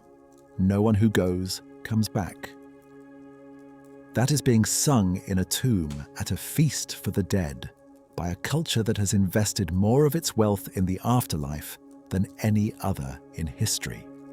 And it is not heresy, and nobody is scandalized. It sits in the middle of the celebration like an adult acknowledgement. And then the music carries on. There is a great deal of drinking. It is not incidental, and it is not a lapse in the observance. It is part of it. The goddess who owns these western hills also owns music and love and drink. And the state of being drunk was understood here as a condition in which the wall between the living and the not living goes thin. You drink in order to get nearer. People overdo it, and there are texts complaining about that too, but the intoxication itself is the ritual, and everybody present knows it. And when the light goes, the lamps come on. Wicks of twisted linen in shallow dishes of oil, the same arrangement that lights the corridor of a royal tomb, set out along the chapel walls and left to burn through the night. From the river at that hour, the whole face of the western hills is coming up in small points of light, house by house, family by family, and the singing does not stop, and nobody goes home until morning, which is worth setting against the picture most people arrive with. The standing idea of this civilization is that it was morbid, obsessed with dying, organized around the grave, a culture of embalmers. Look at what is actually happening on this hillside. Families are having lunch. There are children underfoot. Somebody has had too much to drink and is being handled with the tolerance that occasion requires. People are gossiping in front of the picture of a grandmother, and the grandmother is understood to be at the table. It is not a death cult. It is a family visit, with catering, once a year, to people who are still counted as members of the household. And the enormous effort poured into these tombs is not a preoccupation with ending. It is a refusal to accept that anything has ended. 400 miles north of all this, in the same year, a man is doing the same thing at a scale nobody has attempted before. The king's fourth son holds the office of High Priest of Ptah at Memphis, and among his duties he has taken on a project that is not among his duties at all. Out in the desert west of that city stand the pyramids and mortuary complexes of kings from the beginning of the country, and by now they are ruinous. Sand has come up over them. Facing stone has been carted away, and crucially, the names have gone. So he is repairing them. The step pyramid at Saqqara, some 1400 years old. The pyramid of Sahur. The pyramid of Uzakaf, a sun temple. The strange flat-topped tomb the locals call the Pharaoh's Bench. And the pyramid of a king called Unas, who had been dead for 11 centuries. When it was built, Thebes was a provincial town nobody had heard of. On the face of that pyramid, he cut an inscription, and it says what he did and why. It is the high priest of Ptah, the Sem priest, the king's son, Khaemwaset, who has caused the name of King Unas to endure, since his name was not to be found on the face of his pyramid. Very greatly did the Sem priest, the king's son Khaemwaset, desire to restore the monuments of the kings. The name was not to be found. That is the emergency he is responding to. In this culture, the name is the person, the thing that has to be spoken and read and kept in circulation, or the individual genuinely stops. And a pyramid with no name on it is a man being lost for the second time. So he had it recut, and then he added a line saying that he was the one who had recut it. We do exactly this, and we do it in the same order. The building is stabilized, the inscription is made legible again, and then a small plate goes up beside it, recording the restoration, the year, and who paid for it. Nobody thinks that plate is vanity. It is part of the repair, because a thing preserved without a record of the preservation will be misread by whoever comes next. The lamps in the tomb chapels burn down and go out, and the boats go back across in the early light, and the crew climbs the path to the valley and picks up where it left off. 2 or 3 months from now, at the other end of the harvest, the river will begin to rise. For about 70 days of every year, the brightest star in the sky is not there. It sinks into the glare of the sun and stays out of sight. And then, on one particular morning, it comes back, very low in the east, visible for a few minutes only, just ahead of the light that will wipe it out again. The Egyptians call it Sopdet. We call it Sirius. And the morning it reappears is the morning the year begins. Not a date, an observation. Somebody has to be awake and looking east on the right morning, from a place with a clear horizon. The year that starts there has 3 seasons, not 4, because this country does not have 4. There is flood, there is growing, and there is harvest, and each of them runs 4 months of exactly 30 days, which comes to 360. The remaining 5 days sit outside the system entirely. Those 5 are not a rounding error. They are their own thing, and they are considered dangerous. The story attached to them is that the sky goddess had been forbidden to give birth on any day of the year, and that 5 extra days were won for her in a game so that her children could be born outside it. So the gods are born on days that do not properly exist. The days themselves are treated as a bad stretch. There are protective spells written for getting through them, and the sense running through those texts is of a period when the ordinary rules are suspended and something might come in. Then the new year, and the star, and the water. There is a problem with all of this, and it is a large one, and they knew about it. 365 days is not how long a year takes. It falls short by roughly a quarter of a day, which means the civil calendar loses a day against the sky every 4 years, and slides steadily, permanently in one direction, until eventually the month called flood arrives in the middle of the harvest, and then keeps going until it works its way all the way back round, which takes something like 14.5 centuries. At this moment, the slip is modest. 80 years or so of drift, 3 weeks at most. The calendar and the river are still in rough agreement. But the mechanism is not going to stop, and there is no correction. No leap day is inserted.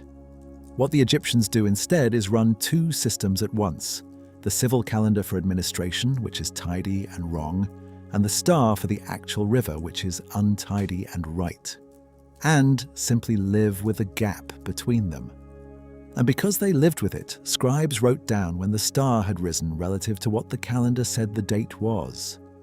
They recorded the discrepancy without ever fixing it, which is why a good deal of the framework that lets anybody attach a number to any of this, including the year we have been walking through, rests on Egyptian officials noting, without apparent distress, that their calendar did not match the sky.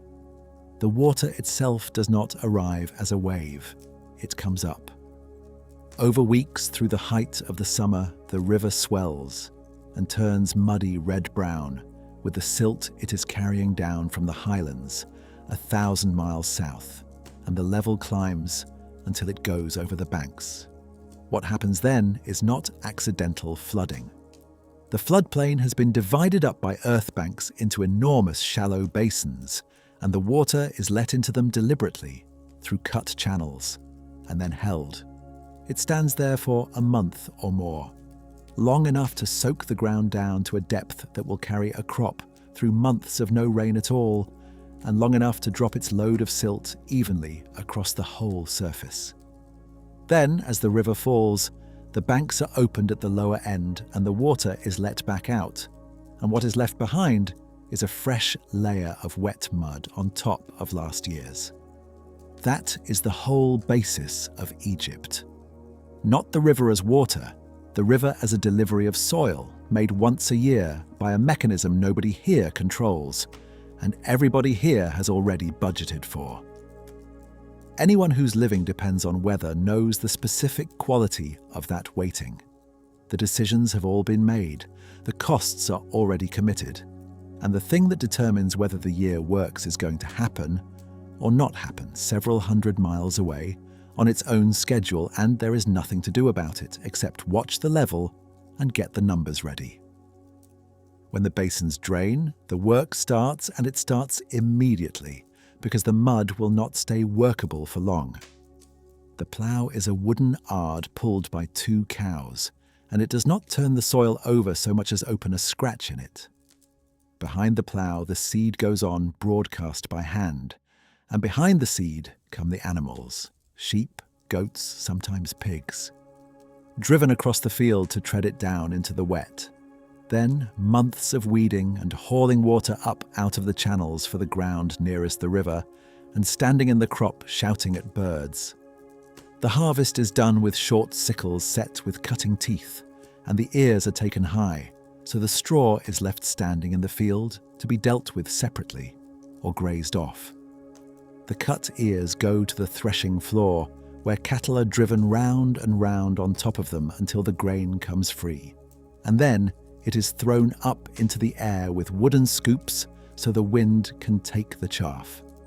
And at some point in all of it, 2 men walk the field with a knotted rope between them, measuring, while a third writes. There is something living in that water besides silt, a parasite carried by freshwater snails, which gets into a person through the skin of the feet and legs. And standing in irrigation water is the entire job. It shows up in Egyptian bodies from long before this morning, including in the Theban necropolis, so nobody should pretend it was not here. The honest qualification is about scale. The really alarming infection figures for Egypt come from the modern era, when the river was made to run in the channels all year round and the exposure became continuous. Under this system, where the basins fill and then drain and then lie dry, the window is seasonal. The disease is present. It is not present at the level the 20th century numbers would suggest. And quoting those numbers back into the 13th century BC would be a small, comfortable dishonesty. Which brings up the thing that has been standing behind this whole chapter. We have been able to say a great deal in considerable detail about 40 men in a walled village and what they had for breakfast and why they did not come to work. About the people who actually fed Egypt, who were most of Egypt by an enormous margin.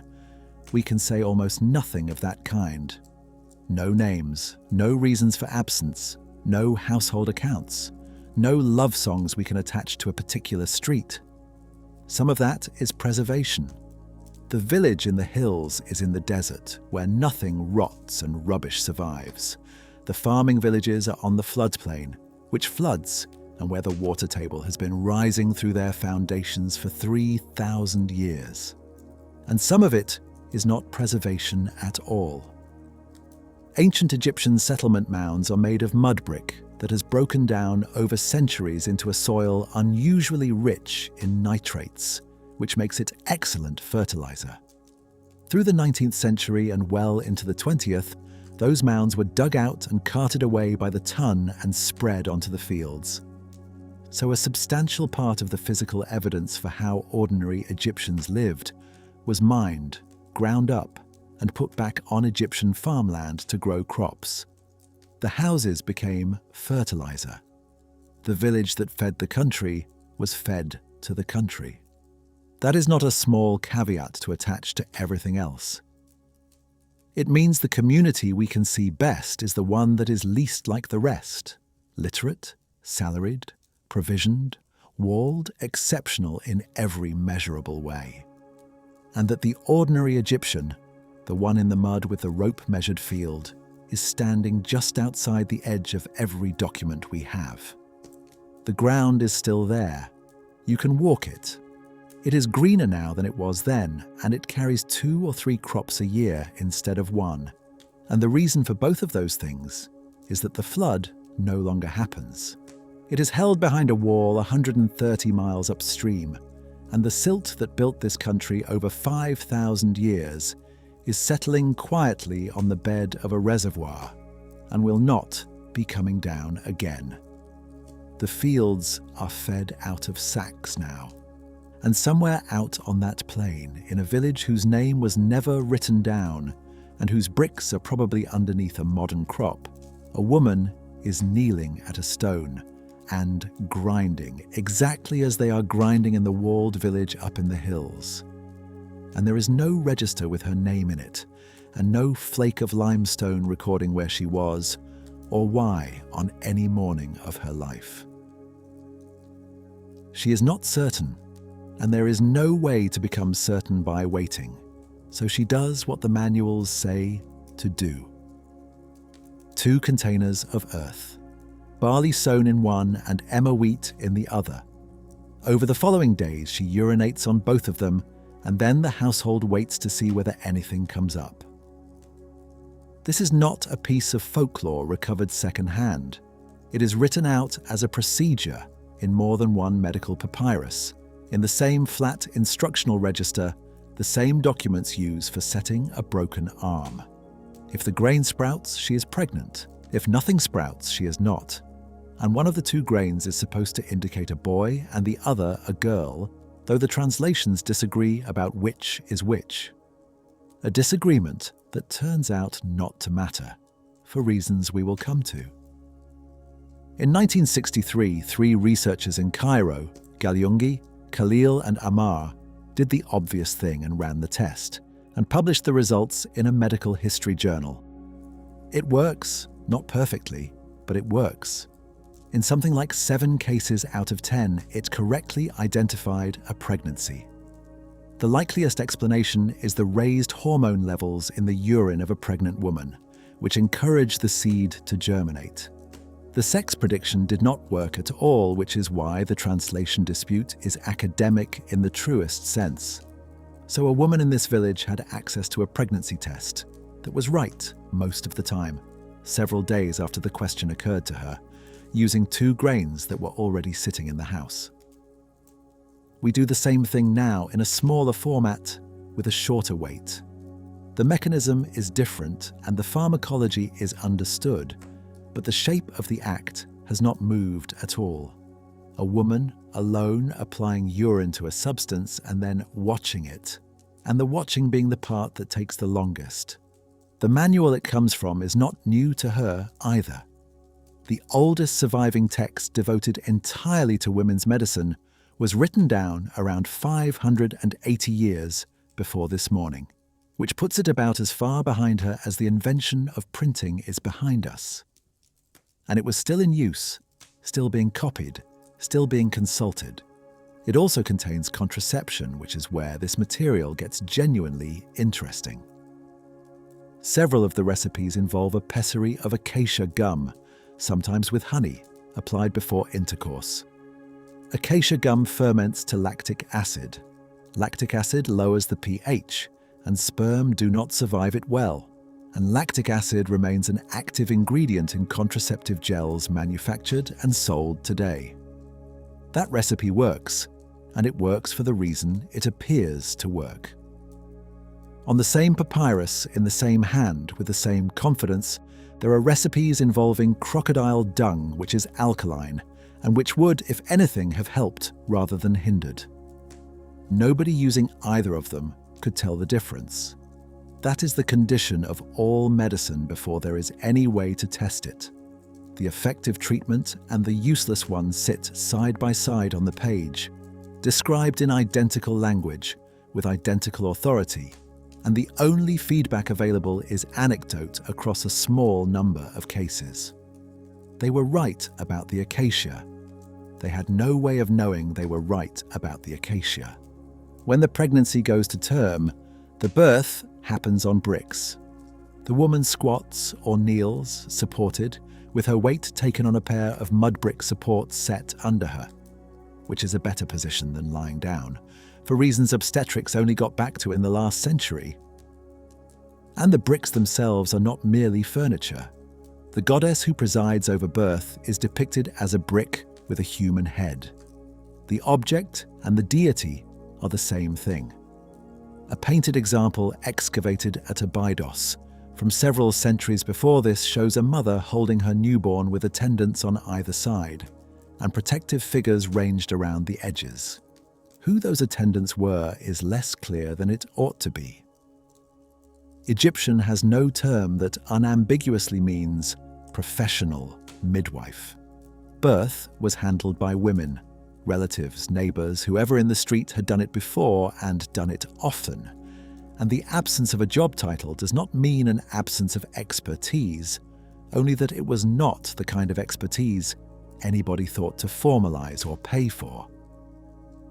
There are drawings from this village of a woman with a small child sitting inside a light structure built of plants, a frame with vines trained over it.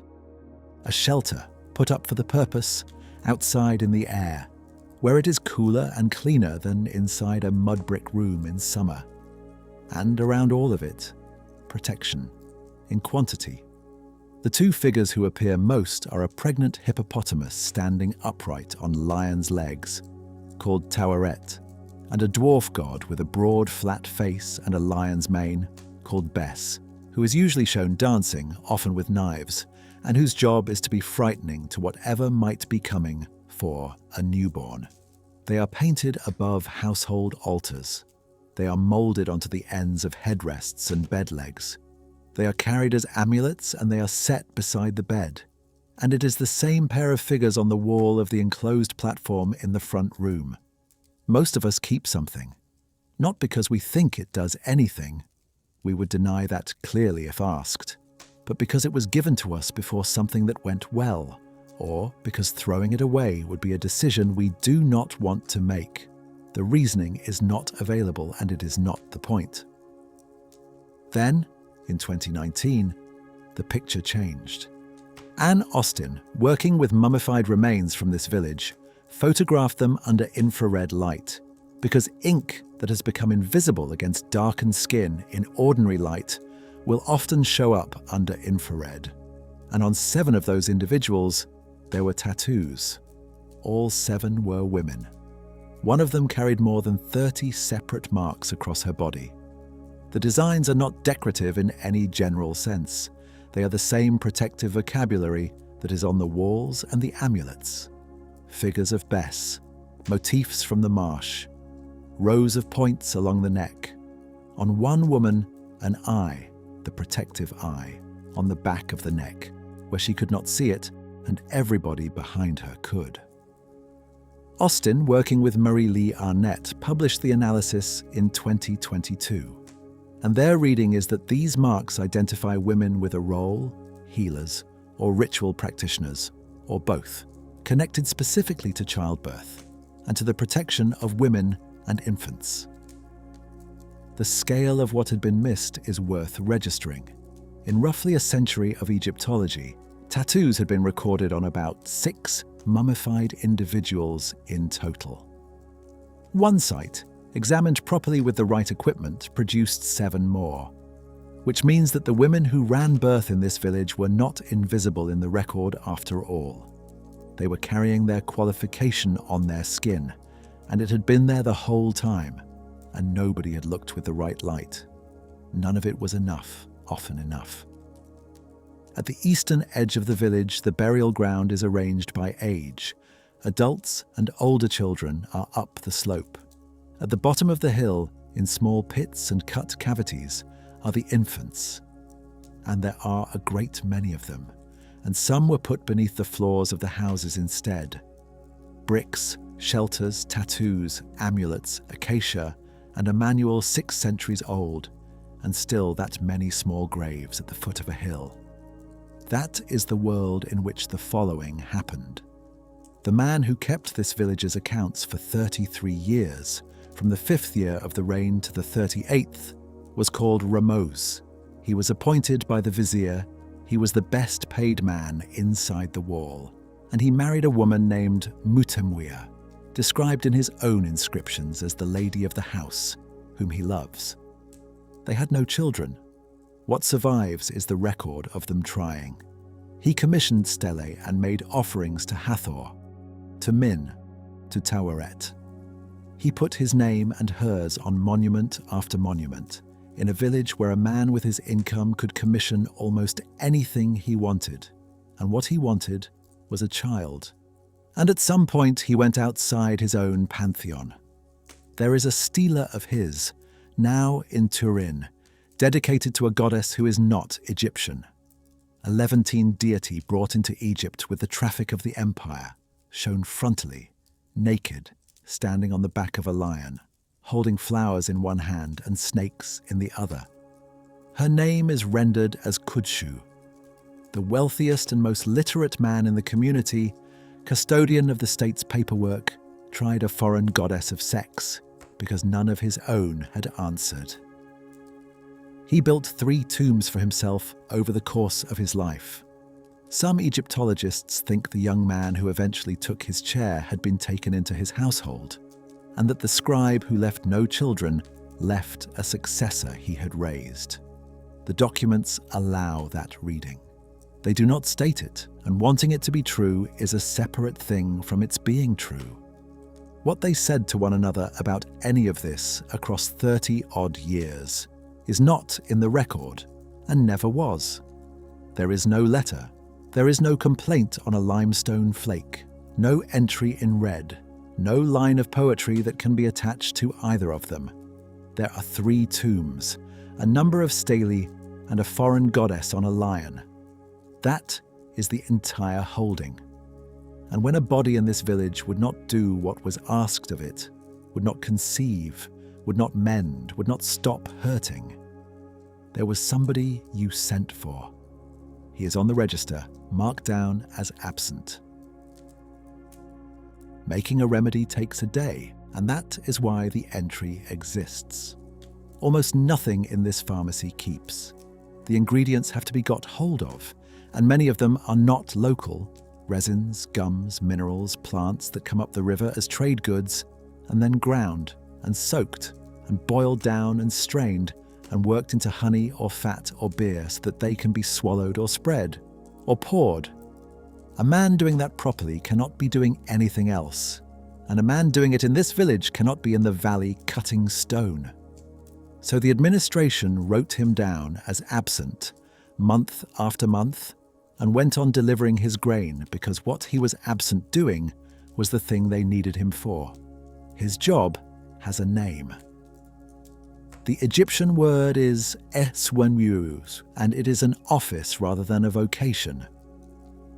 There are chief physicians, overseers of physicians, physicians attached to the palace, physicians attached to workforces.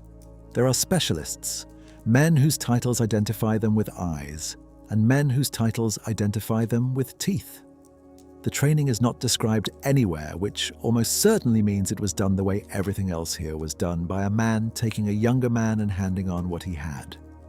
And he is one of three kinds of person you might send for. Alongside the physician, there is a priest of the lioness goddess who sends epidemic disease, and who can also withdraw it, which makes her clergy the appropriate people to approach when a sickness looks like it has come from somewhere beyond the patient. And there is a third figure, closer to what we would call a magician, who supplies the spoken part. The words said over the preparation, the amulet, the formula that names the illness and orders it out.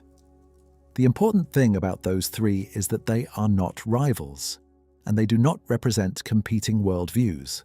A single treatment can be a drug, a dressing, and a spell, in sequence, from one man or from three, and nobody involved regards any part of it as an alternative to the others. The incantation is not what you do instead of the medicine. It is written into the prescription as a step between the grinding and the application. The reference works are old. The largest of the surviving medical papyri was written out around 300 years before this morning, and found much later at Thebes.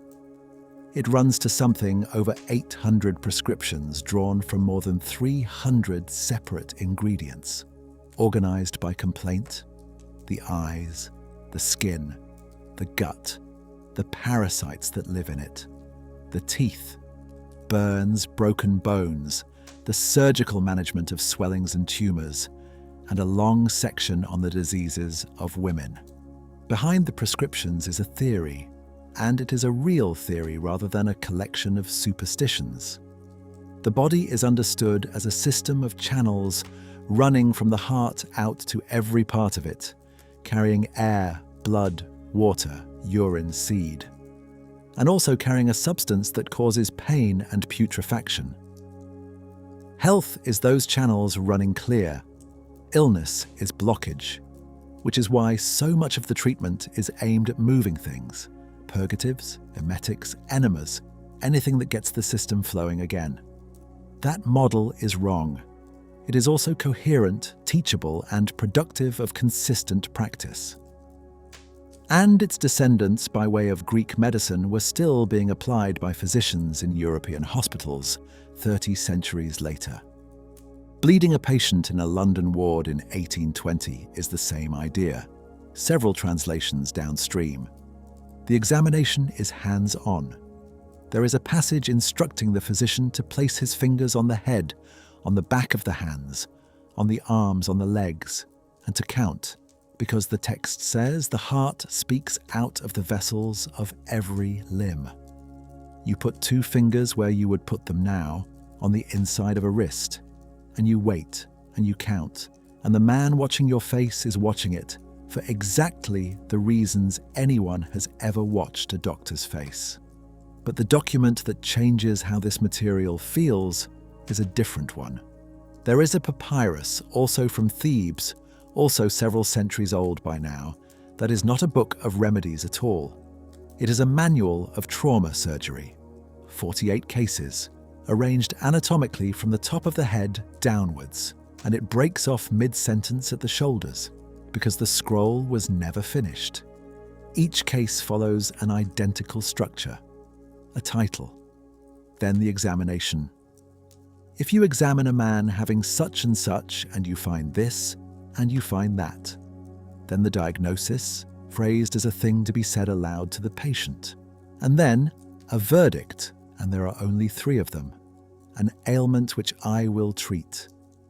an ailment with which I will contend.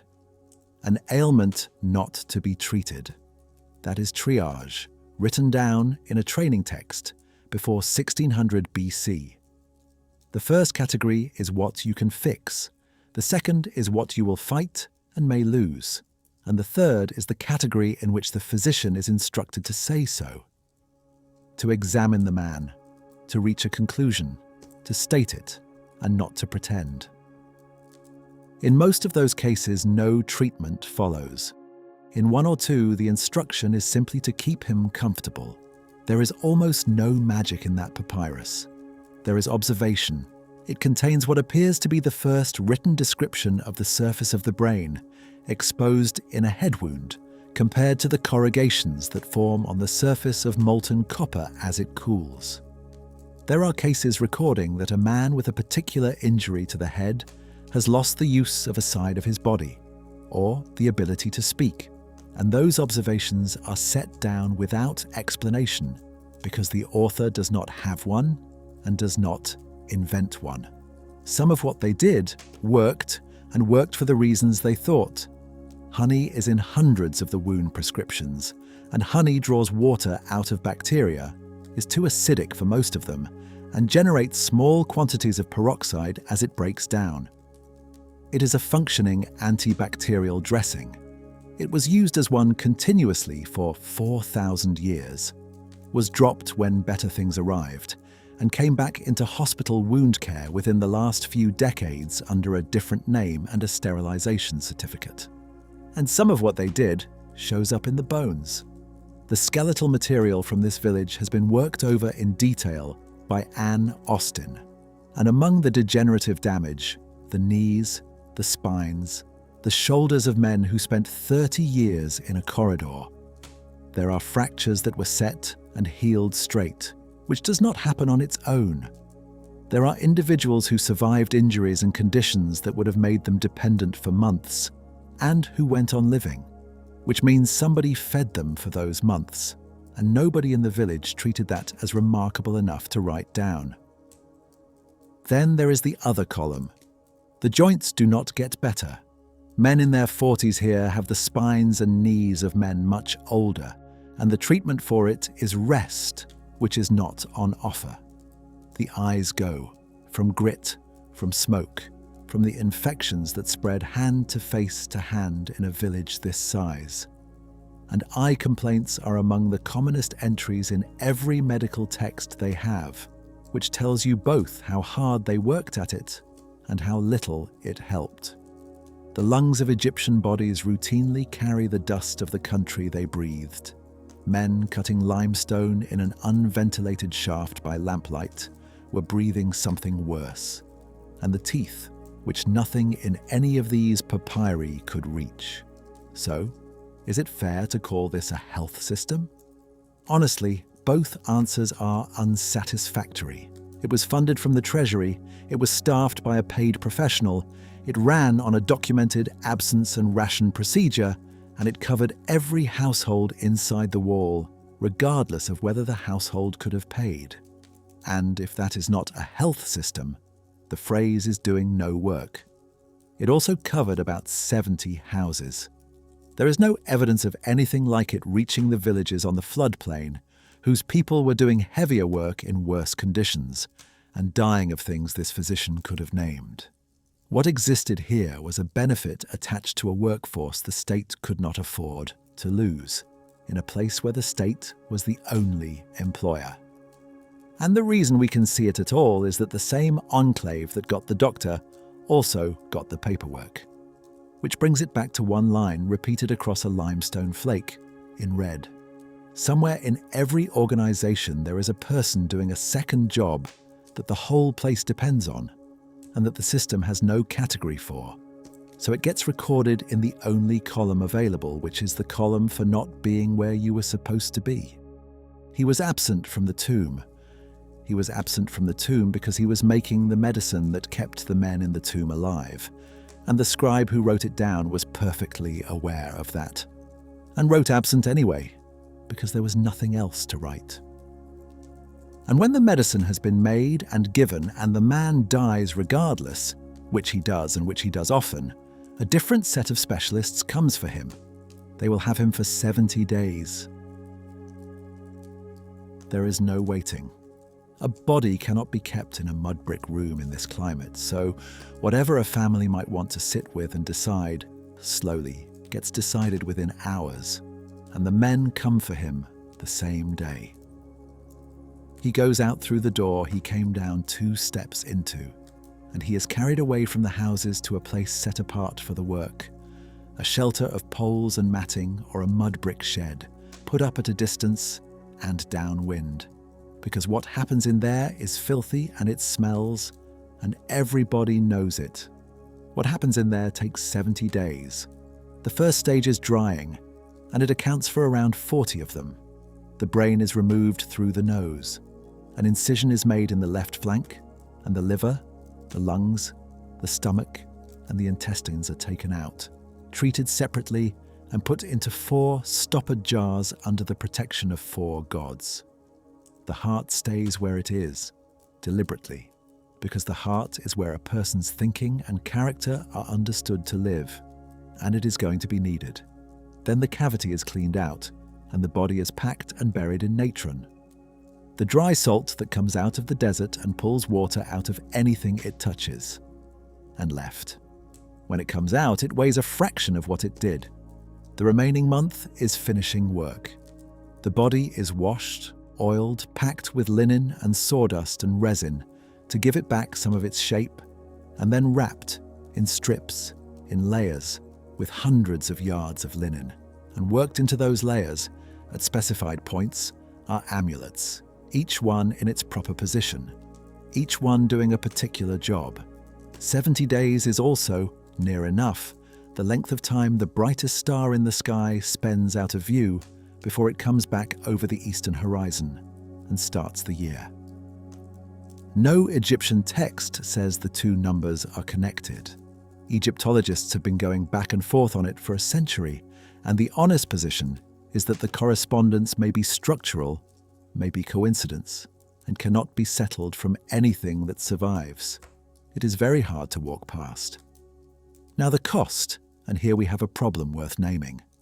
Almost everything anybody says about the price tiers of Egyptian embalming comes from one source, and that source is Herodotus, who was Greek, who visited Egypt in the 5th century BC, some 800 years after this morning, and who did not read the language and was working from what guides told him. He reports 3 grades of service. The most expensive is the full procedure. The middle grade skips the incision entirely. Cedar oil is injected into the body, left to dissolve the organs internally, and then drained out, followed by the natron. The cheapest is a purge and 70 days in salt. Some of that the archaeology supports. Bodies do turn up prepared to different standards, and a tiered trade in funerary services is exactly what all the other evidence would predict from this society. Some of it is probably muddled. His account of the natron timing does not fit what the bodies show. And one detail in particular has the flavour of something a guide enjoyed telling a foreigner, that the man who makes the flank incision is ritually cursed and chased off with stones by the others immediately after making it, and then presumably comes back to work the next morning. So it is usable with the caveat attached every time it is used, which is not how it is usually handled. What we can price with more confidence is the hardware. A coffin runs to 25 daben in this village's own paperwork. A serious outlay for a man on these rations, and that is one object. Add the wrappings, the amulets, the jars, the fees, the offerings, and the tomb itself, and the estimates people put on a full high-grade burial climb into the low hundreds, which is to say into years of a skilled man's income, which is why most Egyptians got none of it. The great majority of this country goes into the desert in a shallow pit, wrapped in a mat with a pot and perhaps a bead, and the sand goes back over the top. No embalmer, no jars, no 70 days. And here is the part that ought to be told more often. Hot, dry sand in direct contact with a body draws the water out of it faster and more completely than natron does. And it does it without opening the abdomen or introducing resins that will degrade. Some of the best preserved human remains ever recovered from Egypt were never embalmed at all. They are people who were put in the ground by families who could not afford anything else. And they came up with skin, hair, and features intact, while a certain number of the expensive ones, packed with resin, sealed in coffins, sitting in a chamber where the humidity did something unhelpful, came up as a black mass. The cheapest burials in Egypt frequently outlasted the most costly. Nobody involved could have known that, and it does not undo the arithmetic of who could pay for what. It just sits there. For those who could pay, the destination is a document. There is a papyrus in the British Museum, made at Thebes at almost exactly this date, 24 meters long, the length of 2 buses end to end, and about a foot high, painted in color throughout.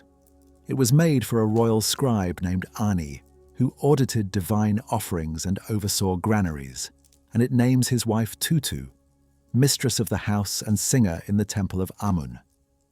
They appear on it together, repeatedly, side by side, going through everything that is about to happen. It is a manual. The Egyptians called the genre the Book of Going Forth by Day, which is a better title than the one we gave it, because it is not about being dead. It is about getting up in the morning afterwards. Its most famous scene is a courtroom. Ani and Tutu come in. The heart, the one left in the body on purpose, is placed on one pan of a set of scales, and on the other pan is a feather, and the feather stands for the order of things, truth and balance, and the correct running of the world. A jackal-headed god adjusts the balance.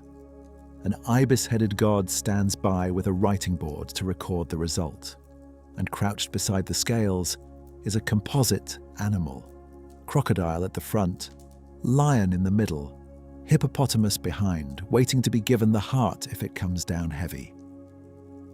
Before the weighing, the dead man makes a declaration in front of 42 assessors, and it is framed entirely in the negative, a list of things he did not do. Some of them are what you would expect. I have not killed. I have not stolen. I have not caused anyone to weep. Others are precisely the sins of this country, and no other. I have not taken milk from the mouths of children. I have not dammed running water. I have not diverted water in its season. I have not put out a flame at its proper time. And then, somewhere in the same roll, there is a spell to be inscribed on a scarab and laid over the heart itself. It is addressed to the heart, and what it says, in effect, is, "Do not stand up against me. Do not testify. Do not oppose me in the presence of the keeper of the scales. Do not tell them what you know." That is a legal maneuver, sold as part of the funerary package, in a system whose entire premise is that a man's own heart cannot be got round. The papyrus survived because it was buried with him, and because it was found in 1888 and bought, in circumstances involving a certain amount of evading the Egyptian authorities, by Wallace Budge for the British Museum. Budge then had the 24-meter roll cut into 37 sheets. It made the thing displayable and studiable, and it cannot be undone, and opinion on it has moved a good deal since. At the top of the market in the valley these men walk into every morning is something else again. The tomb catalogued as the 5th in the Valley of the Kings was entered in the 1820s, judged to be small and unimportant, and forgotten. Flood debris filled it. The ground above its entrance became the place where vehicles turned round and visitors walked past on their way to the famous tombs. And it stayed that way for a century and a half. In 1987, the Theban mapping project found the entrance again. In 1995, working through the fill, Kent Weeks established what was actually behind it. Not a small tomb, but the largest in the valley, built for the sons of the king currently on the throne, with a pillared hall and corridors running off in several directions and chambers opening off those. At least 130 of them have been identified.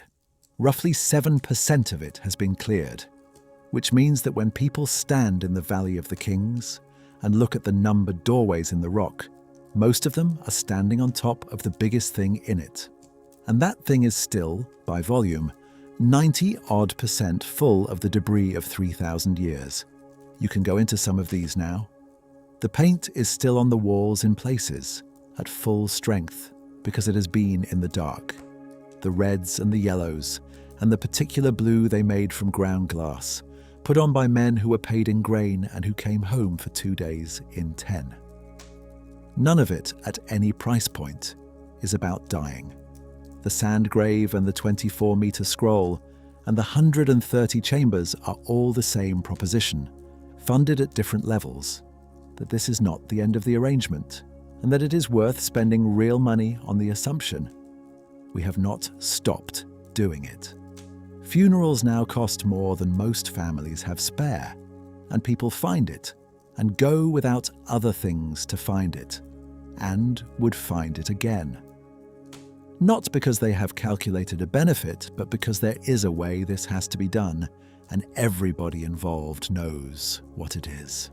At the end of the 70 days, he goes up the hill on a sledge, with the family behind him and the professional mourners on either side, and the coffin is stood upright at the door, and the priest touches its mouth with an adze so that he will be able to eat and speak. Then he goes down the shaft, and the goods go in after him, and the shaft is filled. The chapel above is left open because the chapel was never for him. And by the time the last of them comes back down the path, the light has gone off the top of the cliff. The heat comes out of the rock first and then out of the air, and for perhaps half an hour the West Bank is the most comfortable place in Egypt. In the morning the light arrives here before it arrives anywhere else, over the eastern hills, across the water, onto the top of the cliff, while the city is still in shadow. In the evening it goes in the same order. The sun drops behind the ridge above the valley, and the whole western side goes flat and blue, while, across the river, Karnak is still standing in full gold with another 20 minutes of it to come. So the light crosses over every morning and crosses back every evening, and the side of the river where the dead are gets it first and loses it first, and the side where everybody lives keeps it longest. In the valley the work has stopped. Tools are gathered and counted, the day's spoil is at the bottom of the heap, and the men climb up to the huts on the saddle, where somebody has the fire going and the pots are out. Behind them, in the corridor, the lamps that were signed for at the start of the shift have burned down to nothing, and in the morning there will be a fresh issue and somebody will write the number down. Below on the other side, the village has its doors open. That is the 1 hour when a mud brick house is worth being inside. The walls giving back their heat slowly, the street cooling faster, the air finally moving through.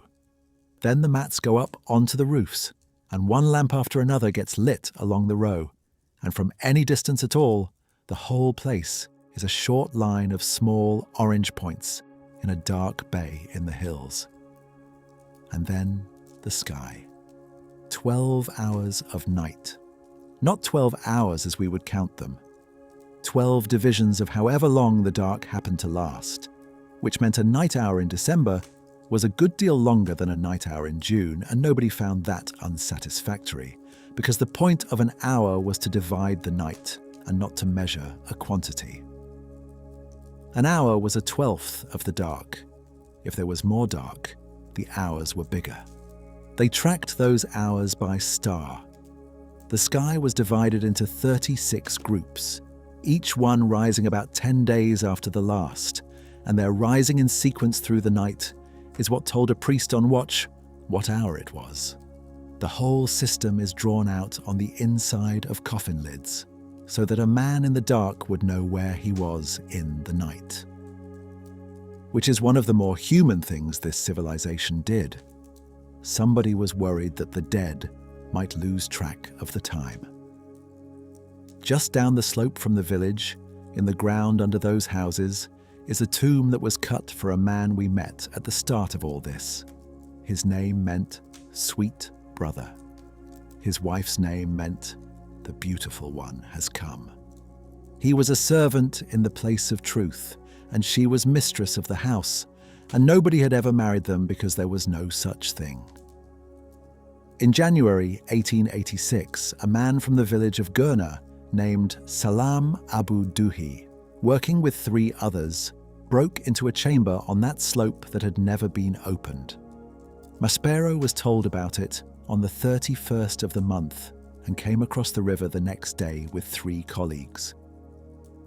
Inside was a single vaulted room with something like 165 objects in it and more than 20 burials. Senegem, Aineferti, their children, their children's children, and every surface painted, and none of it disturbed since the day it was sealed. On the wall is what they had asked for.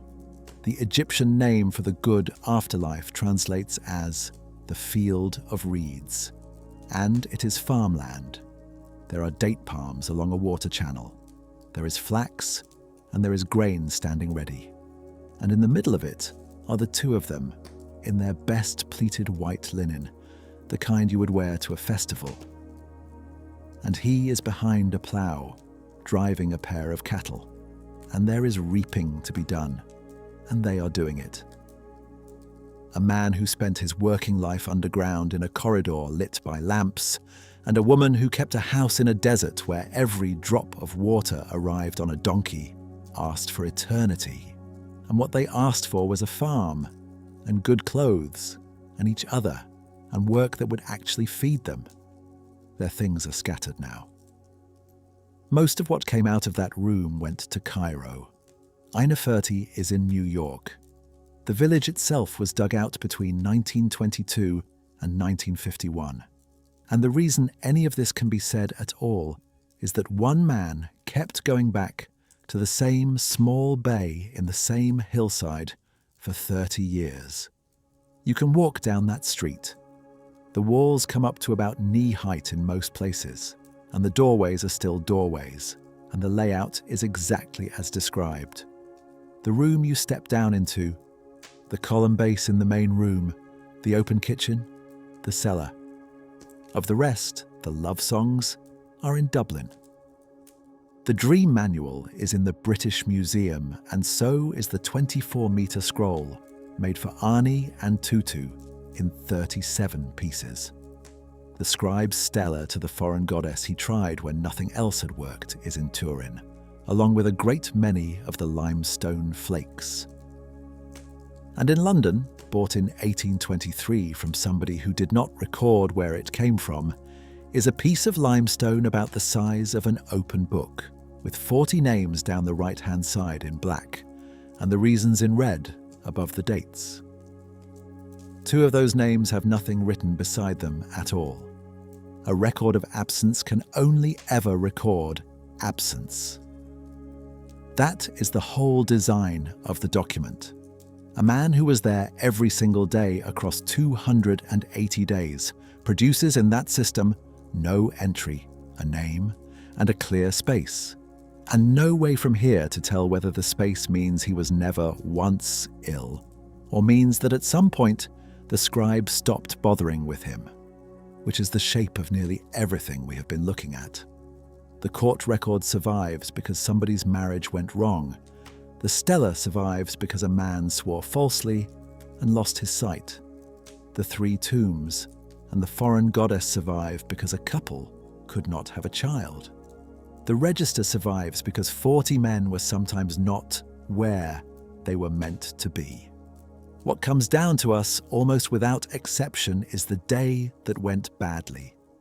And the days that did not go badly, which were most of them, left nothing behind at all because there was nothing to write. So what we hold at the end of an evening like this one is mostly negative space. Thousands of mornings that nobody recorded because nobody had any reason to. Men getting up in the dark and going over a hill and coming back. Women grinding grain and putting a lamp out. Children asleep on a roof. None of it written down. None of it remembered. None of it thought worth a line by anyone who was there.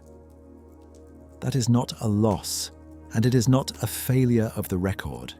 It is what an ordinary life looks like from 3,000 years away. It looks like a blank space next to a name. And from the inside, every single time, for every one of them, it looked like getting up and going.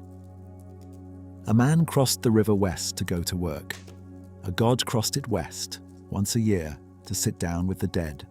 And every evening the sun crosses west too, and goes behind the ridge, and does not come back until morning. They knew what that was. It was not a threat, and it was not a consolation prize. It was the arrangement. You go down into the dark in the ordinary way, the way the sun does, and then it gets light again, and you go out. That was the whole of what they were asking for. Not to be spared the night. Nobody here expected to be spared the night, but to come up out of it, and to have a day, and to spend it doing something, going forth by day. They painted it on their walls and wrote it on 24 meters of papyrus and buried it with each other, and the thing they were asking for was a morning. The lamps are going out along the row. You are warm, it is dark. The morning is already on its way here as well. Rest now.